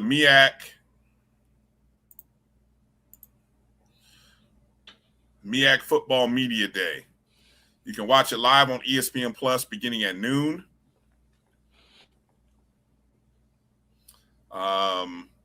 I did see somewhere that the guys from the Pivot, which is if you've never watched or heard of the podcast or the show, it's Ryan Clark, Fred Taylor, and Channing, former Florida linebacker, Channing Crowder, I think it is. So those are the 3 guys who make up the Pivot. They will, I guess they will hopefully be in a better position to talk about these schools than who was it? Shady McCoy. Yes. I hope they didn't invite him back. No offense to the brother, but How many Hampton references did we get? Jesus, man. It's like, really? There's only 6 schools here and only 1 with an H. And you can't get that right? And you out there talking about wanting a man's job? Jesus, help me. So hopefully that guy's not there anymore. But, I know Jay and Tiffany will be there. And this is year 2 of the Vic and Deshaun Jackson. But I think, what's fascinating is you got quality coaches outside of those 2 who got experience. Ted White, who was at Howard now. Ted's got some coaching chops underneath him. He's not he may be a first-time head coach, but he's been an assistant coach, I think, even at the FBS level. I think, played some professional, was a heck of a player in the MEAC back in the day. So that's helpful. Damon Wilson. Remember. Is this a make or break year for him? It'll be, you know what?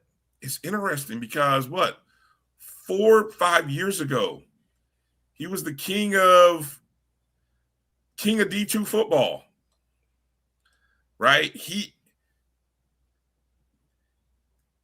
Here's the thing, Drew, with the success that I think this is, and this tells where Morgan State is from a athletic support group and administration and all that other stuff. What Chinnis Berry came in and did, what Tremaine Jackson came in and did, just 1 year removed coming out of D2. That's what Damon Wilson was supposed to do for Morgan State. Right? And now, so here's, and then you got Clint Gray, who Florida A&M's expecting to do what the last two big-time coaches who won a national championship. But if we think back to 3 coaches previously, it was Damon Wilson. Right? Will this be the, and we talked about how many games did Morgan have that they lost in the fourth quarter? I think it was at least 3 or 4. So I don't know what to expect from Morgan State. What can will Delaware State be as good? Given, they lost some guys, they brought in some guys. How good of a recruiter is Deshaun Jackson? I think that'll be if Delaware State has a similar good run, it'll speak to the recruiting chops of Deshaun Jackson and his staff, because he brought in some real talent a year ago. Norfolk State. Can Norfolk State just get to 500? I'm going to set the bar really low.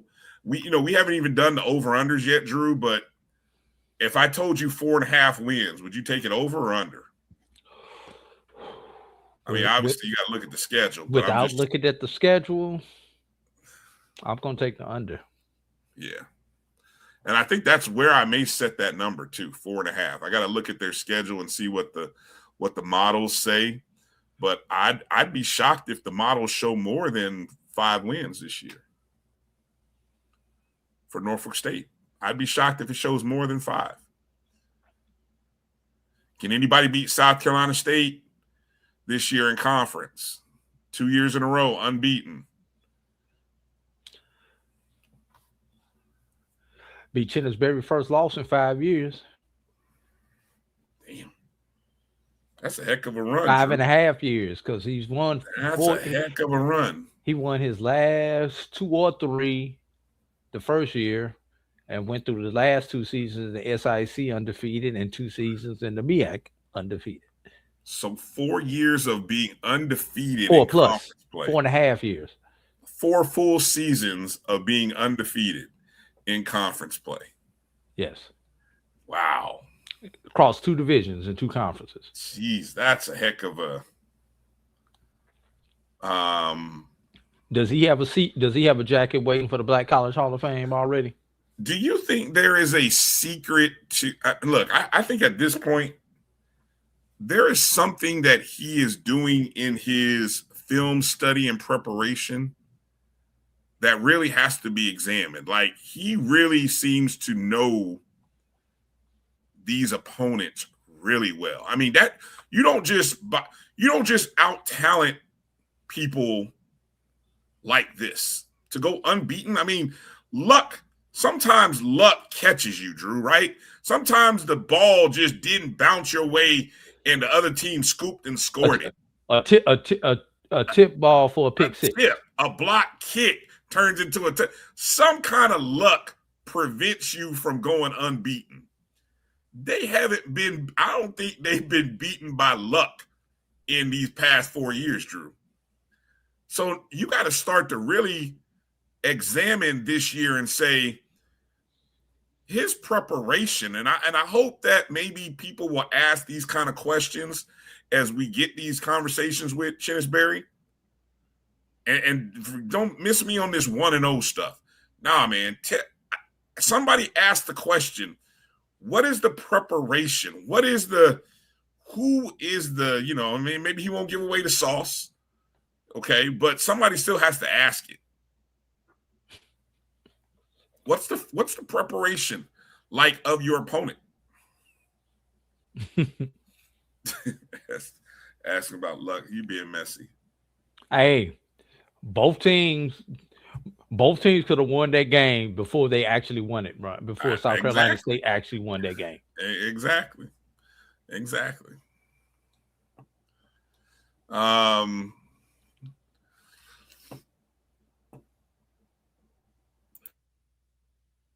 Any other MEAC Football Media Day thoughts and questions that you have? Let's see how many people go to Deep Jack this year instead of go to Vic. Because everybody was surrounding Vic last year. And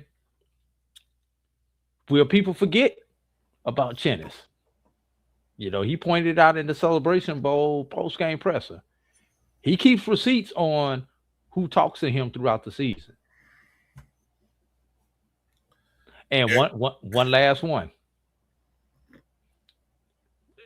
Has everybody forgot that there's this guy named Trey Oliver who's a senior statesman of the MEAC still coaching in the MEAC? Well, I mean, you're 0-2 against the new guy. I mean, he can beat everybody but the new guy. If I'm not mistaken, they've been 4-1 back-to-back years. No, they were 3-2 last year. They lost to Delaware State last year. That's Delaware State last year, okay. So now you're losing to another new guy. So if that's the case, following that trend, Central loses to Howard this year. Oh, you said that, not me. I've been saying that's the new guy. You said that, not Ted me. White's the new guy. Well, be interesting to see. All right, how long does it go? From 12 noon until when? Well, the media portion, we actually get in at 9:00, and we're able to get from 9 to 12, where you do your one-on-ones prior to the ESPN production, and then the ESPN production go on from like 12 to like 1:30 or 2:00. Okay.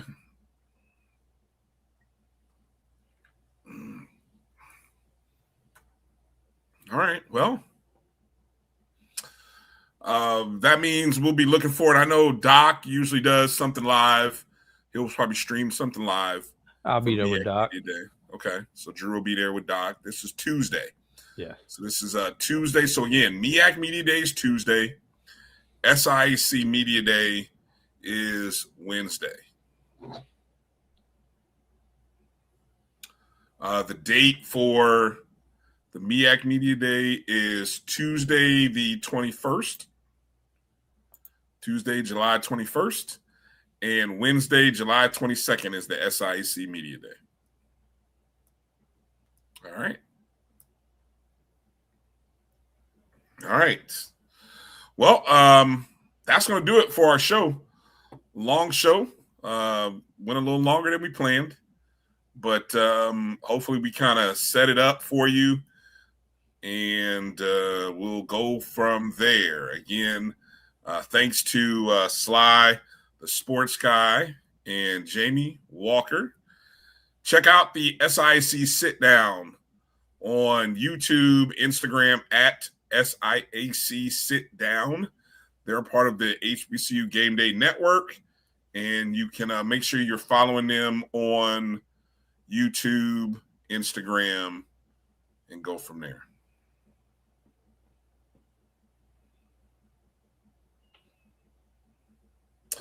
Final thoughts, Drew, as we close out. Man, I'm just looking forward to this, getting this last week of media days out.